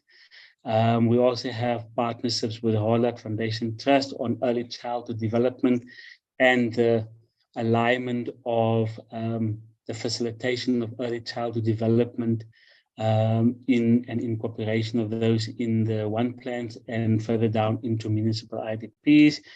We have also partnership with the PPTI, private sector, support the NBI, mentorship for senior managers, and then lastly, as in the last example, with National Treasury City Support Program, where there's a number of support initiatives to the eThekwini municipality and the eThekwini region in particular. The third topic theme relates to the one plans developed. Final one plans were developed for all the three pilot sites. The DDM hubs facilitated the formal endorsement and approval of the one plans by the municipalities and DDM and other IGR structures. We are working towards a joint program management approach towards the implementation of the one plans in the pilot sites. That will also involve all three spheres of government and key civil society and business stakeholders. We are working on an integrated monitoring innovation framework, which is quite advanced, and this is we're doing with the DPME colleagues as well. And this framework will be seen to better track development, impact, and service delivery across the 52 district and metropolitan spaces. As I indicated, as part of the integrated monitoring evaluation framework, we are also developing an integrated monitoring system for the DDM that will then ensure the automation of the one plan process, and its monitoring and reporting processes are streamlined and mainstreamed and hopefully simplified. Then lastly, the last topic relates to the catalytic intervention support and that are monitored as well. High impact catalytic projects have been identified in all the three pilots. In this presentation, Honorable Chair, we have one or two examples of those catalytic projects. The implementation of the existing and new catalytic projects are being supported and monitored by the DDM hubs as part of the one plan implementation process. So on the one plans for these 3 pilot sites, as I indicated, the one plans have been developed. Earlier this year, COCTA led an intergovernmental one plan quality assurance process through which a quality assurance panel was established. And it was pleasing to note and see that all the 3 one plans from these 3 pilot sites scored quite high. It was the one plans that scored the highest out of all the total number of one plans that have been assessed. So at the Queen scored 2.8 out of 3, 2.7 was scored for the Watambo one plan, and Waterberg one plan scored 2.7. So again, the hub facilitated the formal endorsement and approval of the one plans, as earlier alluded to, and meaning that these one plans were then also endorsed by the various municipalities, DDM and IGR structures. So in summary, when you want to look at the one plans for each of these pilot sites, this is the high level picture that we got from these one plans. And going forward, this would be the kind of information that in summary form we would want to see from all of the 52 to one plans, because this would then be important and it would inform the DDM IMS that we are in the process of developing as a monitoring tool, and to monitor the implementation of these intergovernmental commitments through these one plan. So Chair, I'm not going to go through all of through this information in detail. This was just for illustrative purpose to indicate that this is the kind of high level mirror picture that we would want to see from these one plans, and that can be broken down to the number of catalytic projects identified in the respective one plans, who are the project owners / the lead implementer. And this would then give one an insight into who are the departments or the agencies or the institutions that are actually driving key catalytic projects, and what the makeup of those catalytic projects are in terms of resource commitments, and also then give us an indication of what is the status of each of these catalytic projects. There's some of the examples, high-level examples of the catalytic projects. This is one that has been identified in the Watambo one plan, and here it gives a detailed description of the objectives, the scope and duration and owners of the project.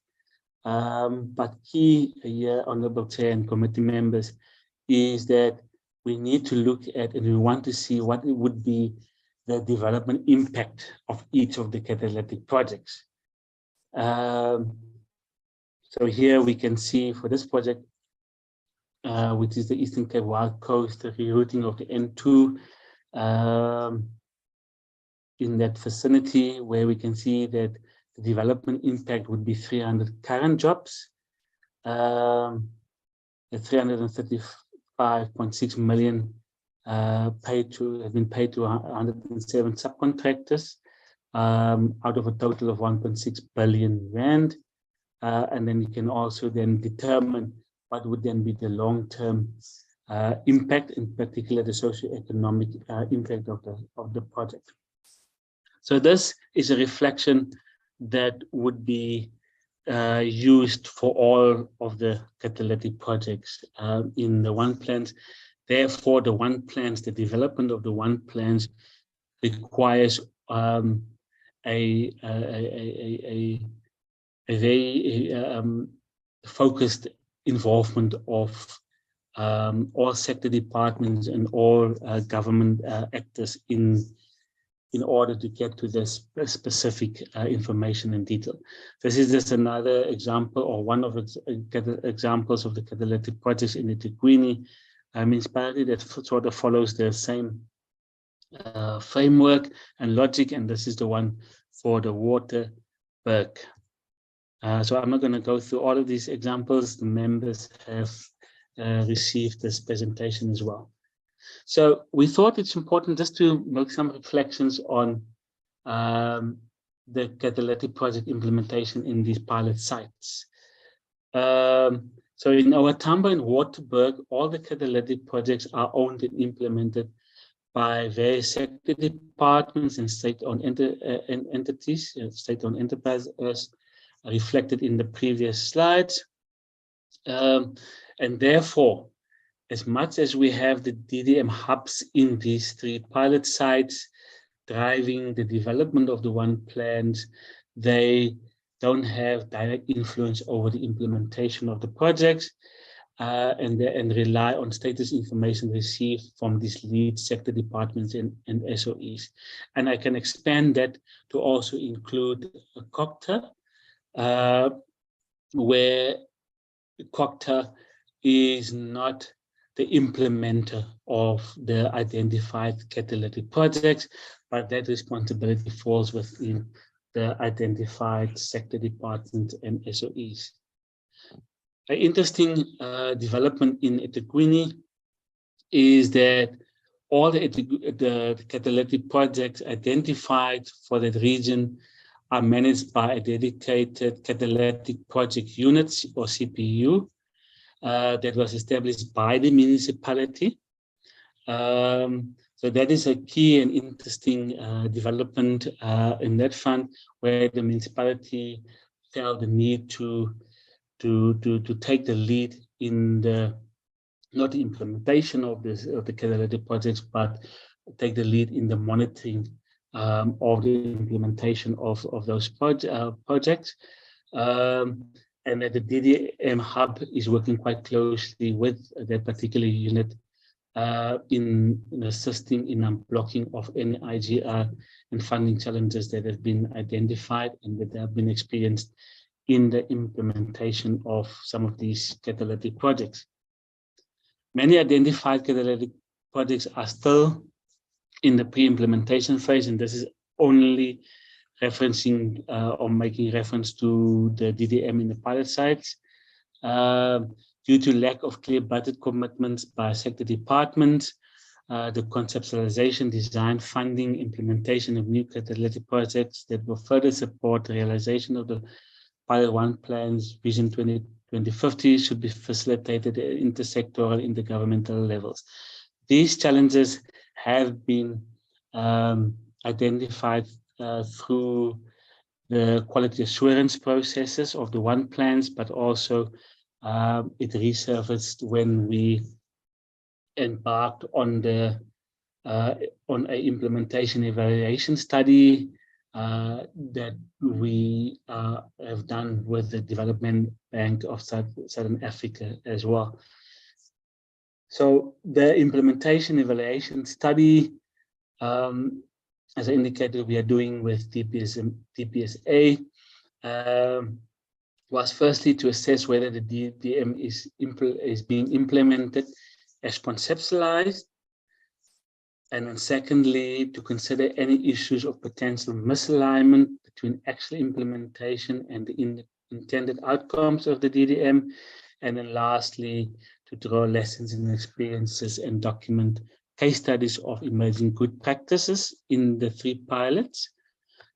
So those were the 3 primary objectives for undertaking this implementation study. Honorable Chairperson, I'm not going to go through all of the findings and lessons learned and recommendations that have been documented currently through this evaluation study. But if I can just hone into 1 or 2 under this, and the findings, the study have come up with 6 key findings. one of which is that there's awareness and support across government spheres of the DDM. And I think this is important to underscore that there's now, in the three pilot sites, there is a general acknowledgement and an understanding of the objectives and principles of the DDM. If you look at some of the lessons learned from emanating from this evaluation study, one is that continuous learning is necessary for achievement of the objectives, and that the need for policy mechanism to achieve one budget, which means long-term financial planning to support the one plan, is critical. And this is where we are working quite closely with our DPME and National Treasury colleagues in setting and creating that specific policy mechanism and policy context. Some of the recommendations in the study has unearthed or come up with 10 recommendations. Some of it relates to the measures needs to be developed and implemented to strengthen intergovernmental relations, and that ties into the earlier discussion on the DPME presentation. That measures needs to be developed and implemented to ensure that all stakeholders perform their allocated roles and responsibilities, and this is also quite important when you look at the provincial level, the roles of provincial proctors and office of the premiers, and how the synergy is actually strengthened and found between the two stakeholders' responsibilities and roles. So where we are now with this evaluation study is that we've had an intergovernmental and inter-stakeholder workshop that took place on the 15th of September, and that was to finalize a management response and the improvement plan as provided for by the National Evaluation Policy Framework developed by DPME. Honorable Chairperson, where we are now at the moment, flowing from this workshop, which was quite well attended by national departments. We are busy finalizing the incorporation of the outcomes of that workshop into the draft management response and improvement plan before it then gets finalized, hopefully by the end of this month. That would then set the framework for actioning and taking forward the lessons coming from this evaluation study. Important to re-emphasize some of the critical success factors for the successful implementation and institutionalization of the DDM. One, and I think this is also flowing from the earlier conversation and presentation by our DPME colleagues, is that DDM needs to be fully integrated into existing planning system, and that it's not seen as a standalone a process or an approach. Whilst DCOG has an overall responsibility for the implementation of the DDM, it's critical that departments across national and provincial spheres work together and guide the implementation of the DDM as an all-of-government reform approach and imperative. It's also important to note that achieving the DDM's policy objectives requires utilizing and improving existing systems of government. DDM implementation should strengthen and promote better coordination and alignment at various levels, ensuring involvement and participation from beyond government through a clear strategy for the private sector, civil society, traditional leadership, and other partners. Another critical success factor is that ensuring that technical capabilities and expertise are deployed to district or local level to address challenges in a particular space.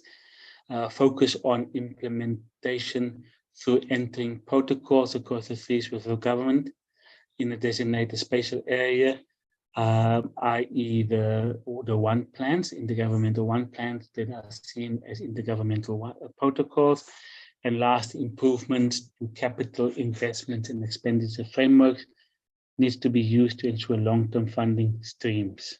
So this is some of the high-level critical success factors which are still relevant today.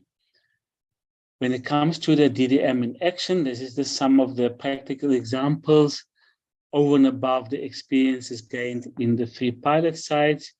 We have seen the president undertaking a number of DDM measures.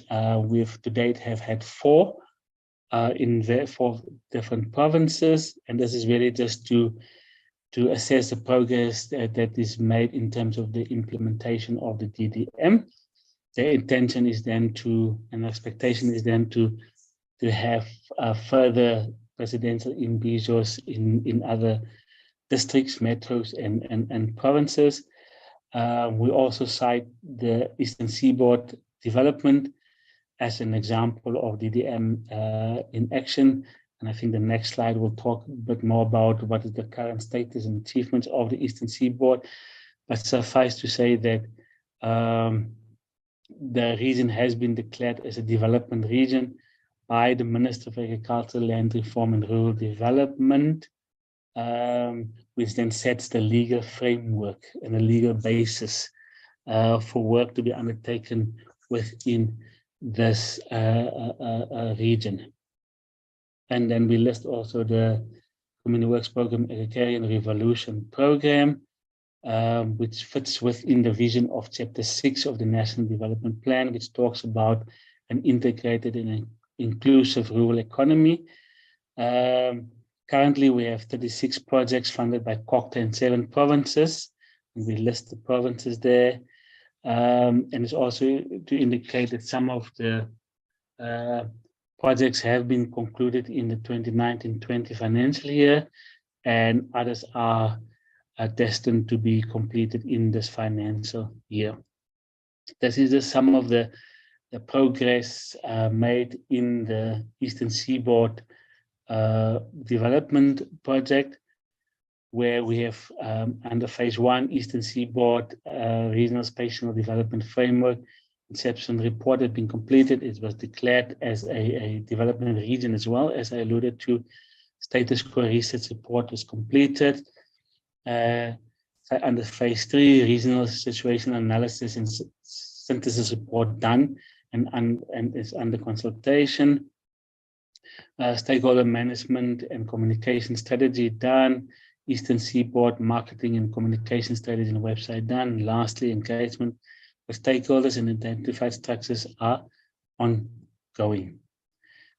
When we look at the link between the outcomes of the local government summit that was recently held by our Honorable Minister, and how that contributes towards the coherent local government support plan and supporting the improvement and strengthening of local government performance. One of the resolutions emanating from the summit focused on the joint finalization of the one plans, the DDM1 plans and one budget per district municipality. Next resolution focused on the incorporation of the climate change matters in the DDM and one plans, undertake DDM roadshows and ensure greater participation of SWEs and political champions at local government, especially in municipalities, and provide monthly reports indicating support provided to municipality as per sections 154 of the Constitution. All of this relates to the continued institutionalization and implementation of the DDM, specifically on the one plan, but Honorable Chairperson and Honorable Members, this also needs to feed into and contribute to an overall consolidated approach or a report to improving local government performance as directed by Cabinet back in August. So lastly, and in conclusion, Chairperson, Honorable Chairperson, Honorable Members, this is a summary of the key areas and themes that we consider important towards addressing the institutionalization implementation challenges of the DDM. And this is very much also informed by the key findings, lessons learned, and recommendations made in the COCTA DDM implementation in the relation study. The first theme relates to the institutionalization of the DDM. And here, as I indicated earlier on, setting the legal framework for the institutionalization of the DDM is important. And here we're looking at gazetting through our minister, Section 47(1)(b) of the Intergovernmental Relations Framework Act. We will then gazette those regulations that will set out a framework for the institutional mechanisms for DDM across the three spheres of government, inclusive of civil society and private sector and other non-state actors. But it will also give a legal context and a legal framework for the development of the intergovernmental one plans, and making a clear determination that these one plans will be seen as intergovernmental implementation protocols. Another action or area of focus would be the introduction and institutionalization implementation of the DDM technical support hubs,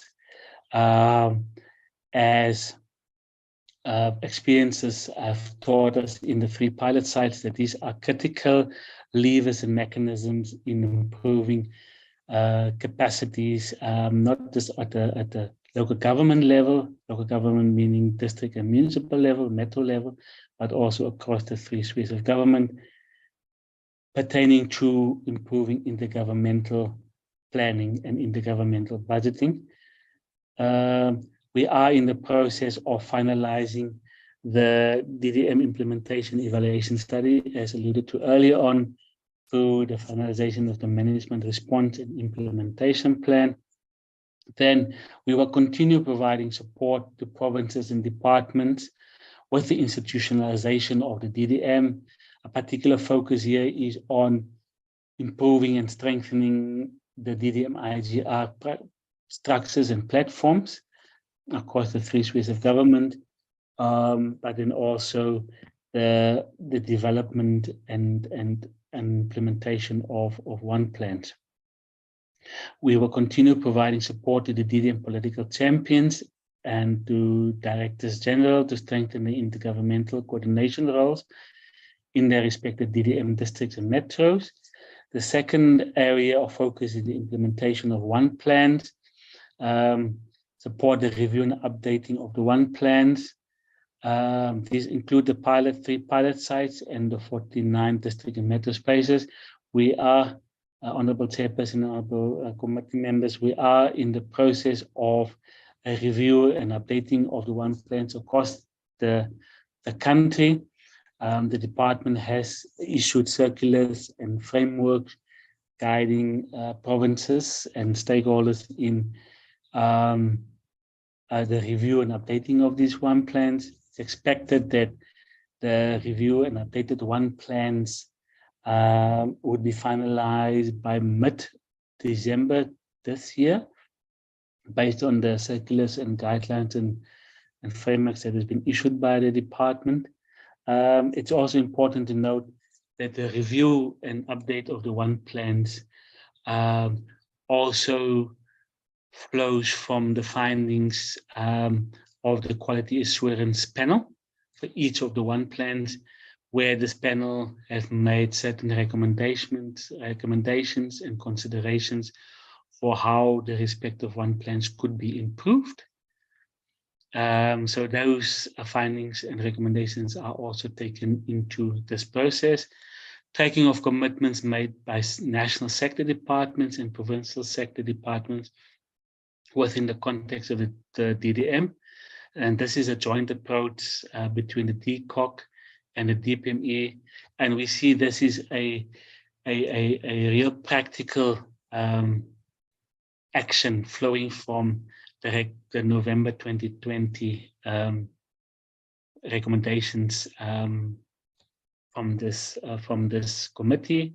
Then lastly, the monitoring and evaluation aspect, where we are working with DPME on the localization of the medium-term strategic framework for the period 2019 to 2024, where we would want to bring in some of the objectives and principles relating to the DDM, joint support towards the establishment and management of the DDM information management system, establishment of the monitoring framework for the implementation of the DDM, and then lastly, Honorable Chairperson, joint assessment of data on the planning and implementation of infrastructure development projects within districts and assessing the facilitative and hindering factors that frame these projects. Coupled with all of these areas, it's important to note that the Department of Cooperative Governance have completed the organizational review process to align its strategic priorities, provincial and municipal support processes and approaches with the objectives and principles of the DDM. So the DDM and taking cognizance of the COCTA's overall coordination role within the DDM has now been fully incorporated into the organizational structure and organizational process and the processes of the department. So thank you, Honorable Chairperson and Honorable Committee members, for your time. Thank you. Thank you. The presentation is now open for discussion. Can I see members who want to? Honorable Kibi, Honorable Mpele.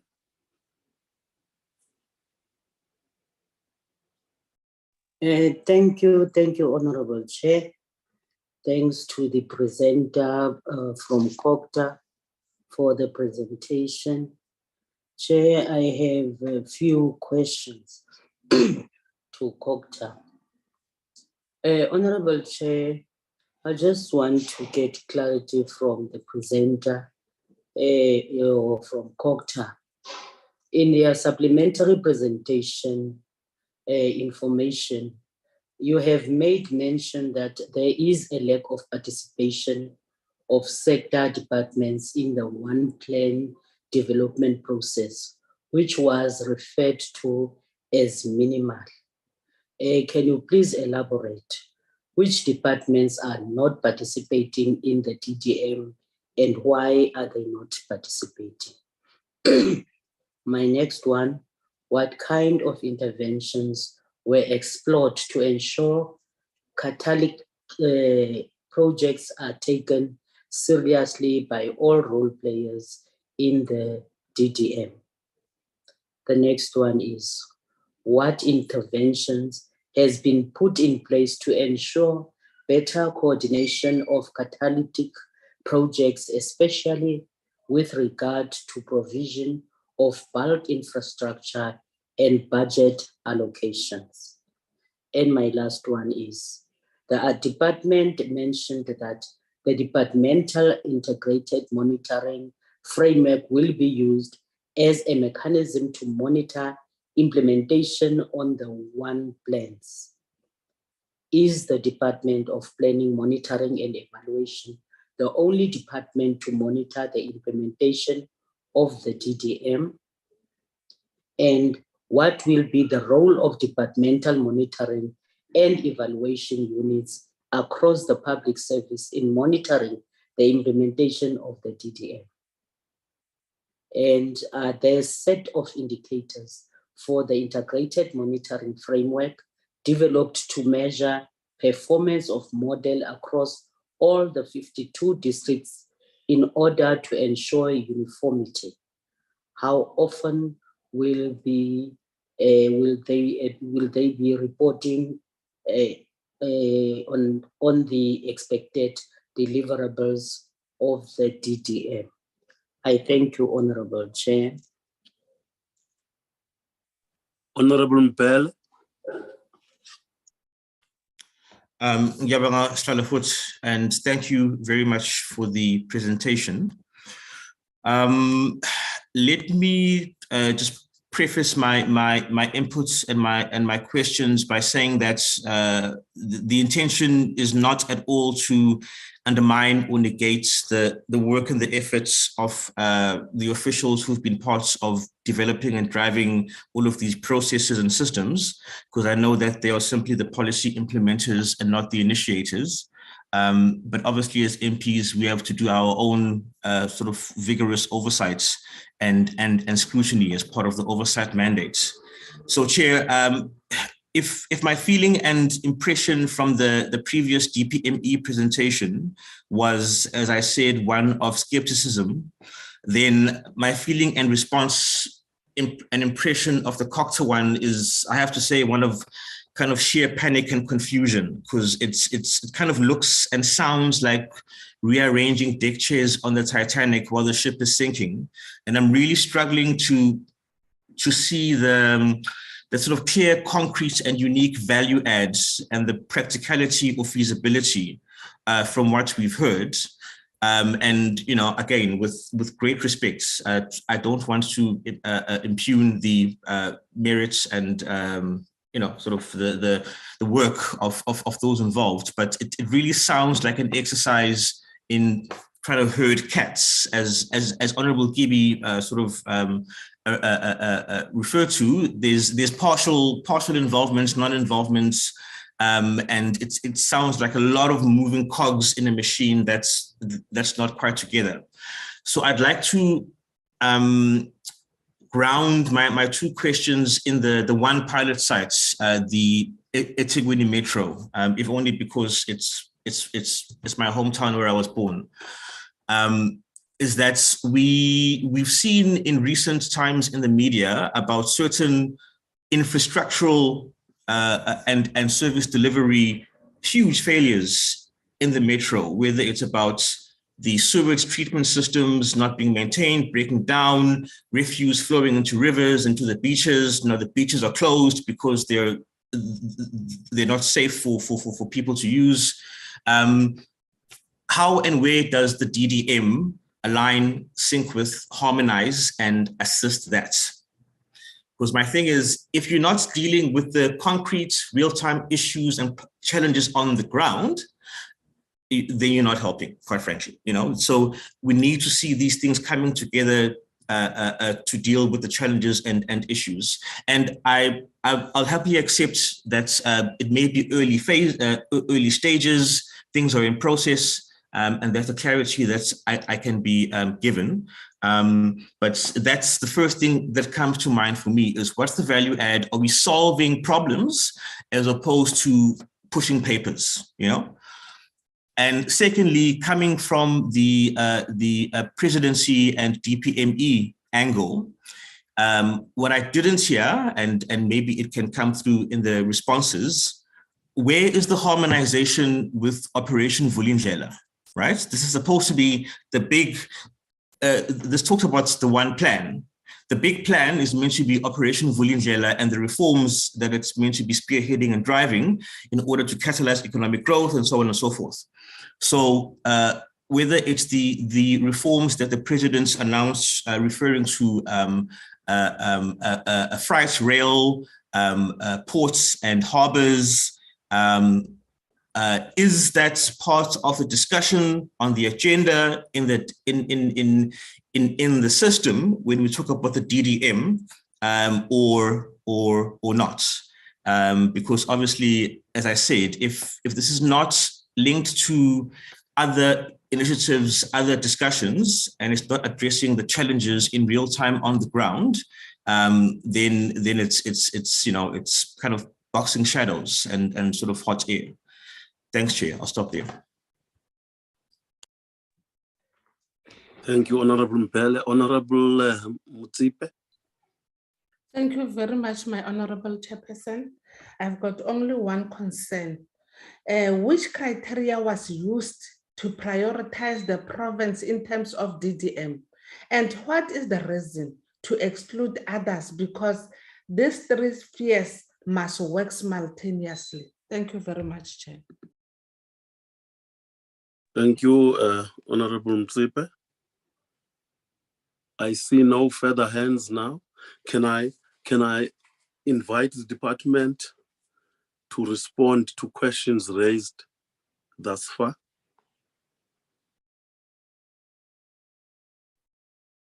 Chairperson, I don't know if my DG is still on the platform.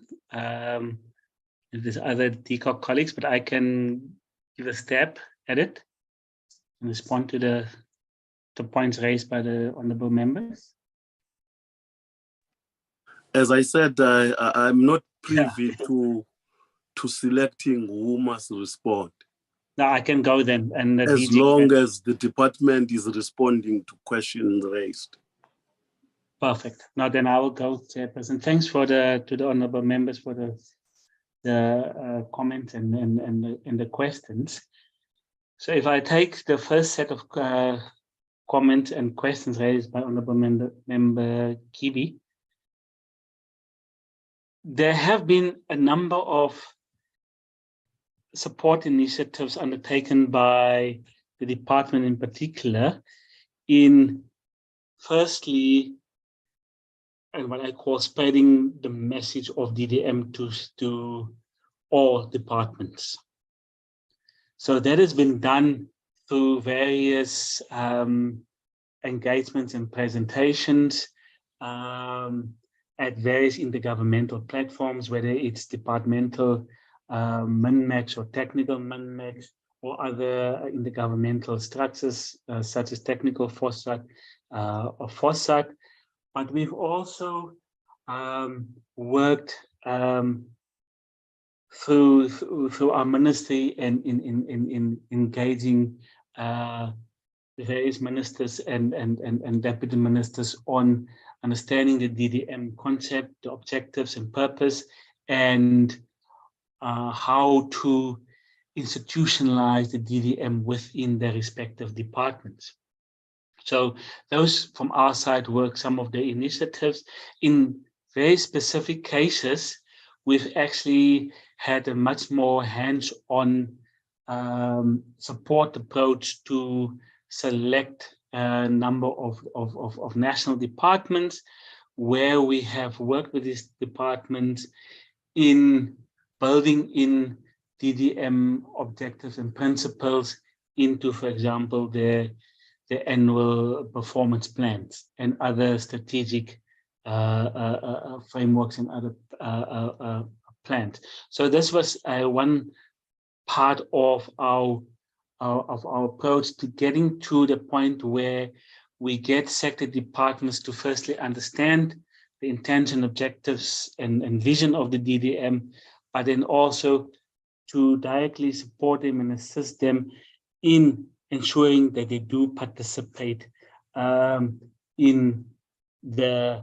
various DDM IGR structures at the district metro level, but also at a provincial level. The same applies to the work that we've done with the various provincial OTPs and provincial COCTAs, where we've actually, through, and I've indicated in my last slide, that the department have reorganized itself to be more focused on providing a proper DDM support to the provinces and to districts and metros through, for example, the establishment of what we call provincial support teams. So we have teams, COCTA teams, that provide the technical guidance and technical support to their respective provinces, and of course to the various districts and metros in those provinces, to ensure that there's an understanding, there's a common understanding of the DDM, but also to provide its support in strengthening those various DDM structures. So this is what we've done over the recent couple of months, and it's starting to bear fruits.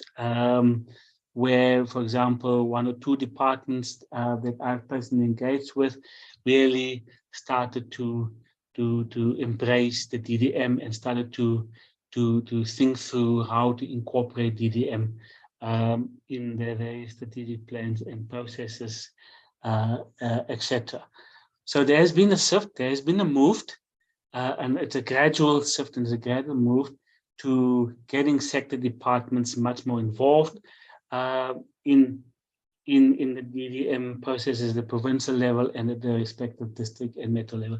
There's other initiatives as well. Through the Presidential DDM Steering Committee that is chaired by the DPME and co-chaired by Cooperative, where we also have work streams, several work streams that are looking at, in general, how to then use various topics in supporting departments and strengthening them, the DDM contribution and the DDM institutionalization within those various topics. So this is also part of the interventions in getting commitments from sector departments into the one plans. And this is what makes the review and updating of one plans so critical, that as we are in that process, in that phase of reviewing and updating one plans, the lessons learned and experiences gained from the previous one plan development and formulation processes are now being responded to and are addressed. So as a department, we are using these approaches to also ensure that sector departments are not just only participating through the various DDM IGR structures, but that we also get to a point where we get full commitments from these departments. And what I've glanced from the preliminary sentiment and views from the current review and updating of one plans process, that is starting to bear fruit. Departments are coming to the party. They are literally also engaging in the structures, but also making full commitments where required and where we need it. So there is this interventions and support initiatives and processes in getting to the point where we can say we have full sector involvement and participation and commitments. It will take time.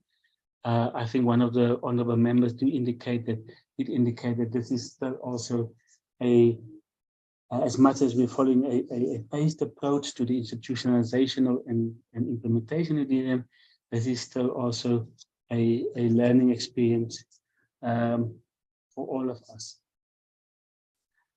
So all the departments across the 3 spheres of government and stakeholders have to date contributed and provided insights into the DDM integrated monitoring system. So it's not a Cooperative or DPME product alone. We've had several exchanges and engagements across the 3 spheres of government in putting this system and framework together.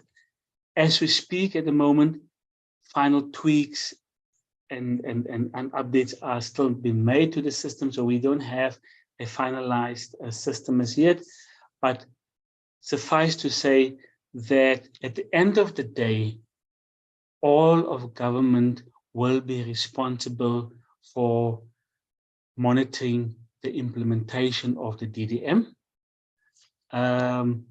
through the implementation of the one plan. So the system is designed and will be designed in such a way that would provide all of government stakeholders to actually input and contribute to the monitoring of the one plan. Hence, the process of having had intergovernmental engagements in putting the system together was so critical. So we're looking at, so they contributed to the development of a set of indicators, which, as I indicated, are being refined and retweaked as we get more inputs and insights from our various stakeholders. But at the end of the day, we will have a set of well-informed and well-developed indicators that will then be used as a monitoring platform by all of government. It is hoped that the implementation of the DDM be monitored on a quarterly basis, culminating into quarterly reports, but also annual reports, using that system, using that set of indicators. So that is in regard to the frequency of the reporting and the frequency of monitoring of the implementation of the DDM. The eThekwini case is a case in point. It's a unique case as well, where in fact we have been able to bring the development, the DDM vision and objectives in line with what is required in the governmentally in real time. So the DDM, as I also indicated in the presentation, and the eThekwini case was a very good test case and still a very good test case, where we've managed to bring what is required on hand into the DDM frameworks. So there's no disjuncture between what would be in a one plan and what is required in terms of immediate support and interventions in that space. A case in point is the disaster relief, the management of the disaster relief initiatives, where COCTA, through the DDM approach, established intergovernmental platforms and structures at both a technical and political level that was then used to bring all of government together and key stakeholders and partners together to actually action some of the disaster relief responses and plans and approaches. So this is one example where we tie the DDM together with real-time support and support initiatives. But it's also important to note, which was not in this presentation, that the DDM and the one plan in the different district and metro spaces needs to be informed by the various programs, strategies, approaches that are out there. So the one plan is not developed in isolation of all of these initiatives, whether it's at the national level, priority level, or the provincial level, or at the local government level. It needs to be translated into the one plan framework. A next practical example, since we're on the eThekwini case, is the port decongestion initiative that is happening in eThekwini. that is a strategic intergovernmental project that has been identified by national government and that found its way into the One Plan and expressed in the One Plan to ensure that the intergovernmental commitments and responsibilities are clearly defined and tied up in the One Plan.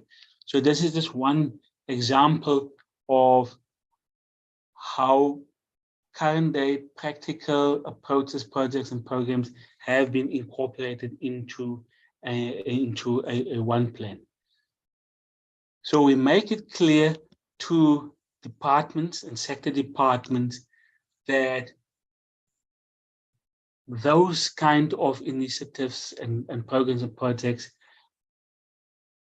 would be deemed important to include in a One Plan framework, in a One Plan context.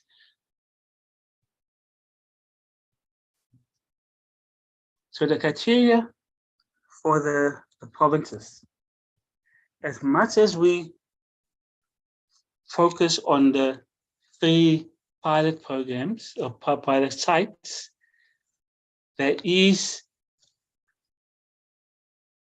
actions and initiatives in place to roll out the DDM across the country. So DDM is not just confined to the 3 provinces or the 3 pilot sites. The 3 pilot sites were identified back in 2019 using the set of criteria that was outlined in the presentation. And by extension, the 3 provinces, but the rollout of and implementation of the DDM is done outside of those 3 pilot sites as well, broader than those 3 pilot sites as well, on a country level. Honorable Chair, I see my colleague, Mr. Rabotata's hand is up. I think we can give him an opportunity to also add. Thank you. Okay, you can take the floor, Mr. Rabotata. Thank you very much, Honorable Chairperson. Let me also extend my greetings to all the honorable members of the committee and my colleagues that are in the platform. Chair, I thought I should cover one issue that my colleague Skanosh has not dealt with. This issue is raised by Honorable Mayor, and he asks, what is the unique value that the DDM is going to add? I thought we should indicate that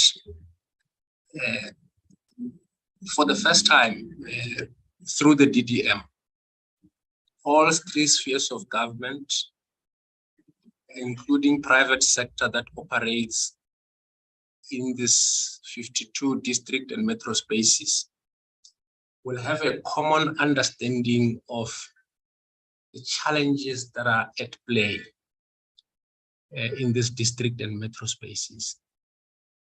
And this common understanding will then inform the development of One Plans that we referred to in the presentation.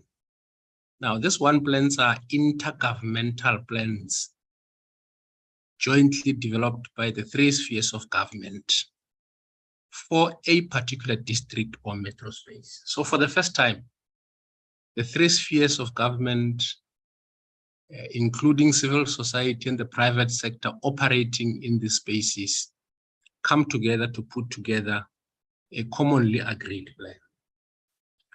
Secondly, it is our view that the introduction of the district development model would practicalize intergovernmental relations in the country in the following manner.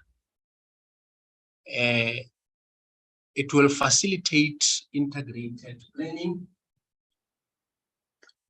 It will also facilitate integrated budgeting.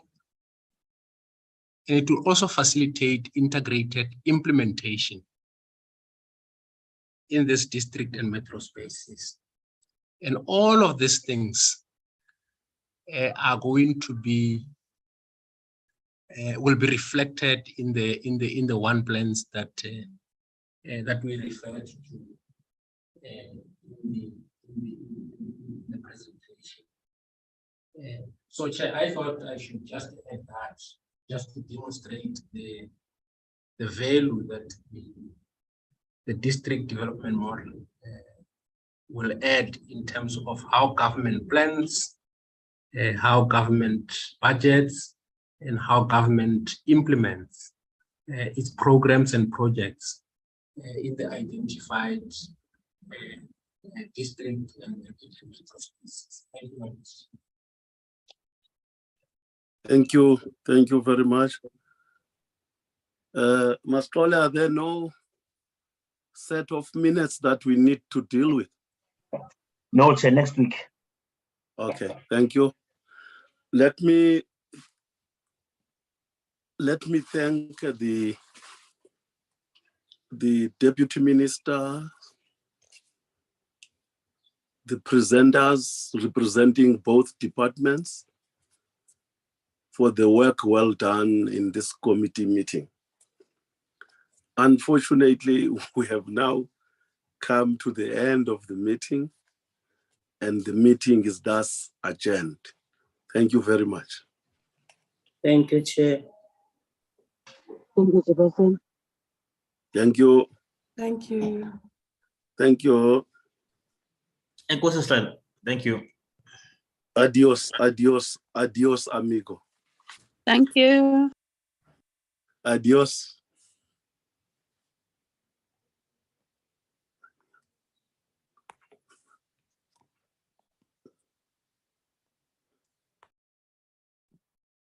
Thank you, my Honorable Chair.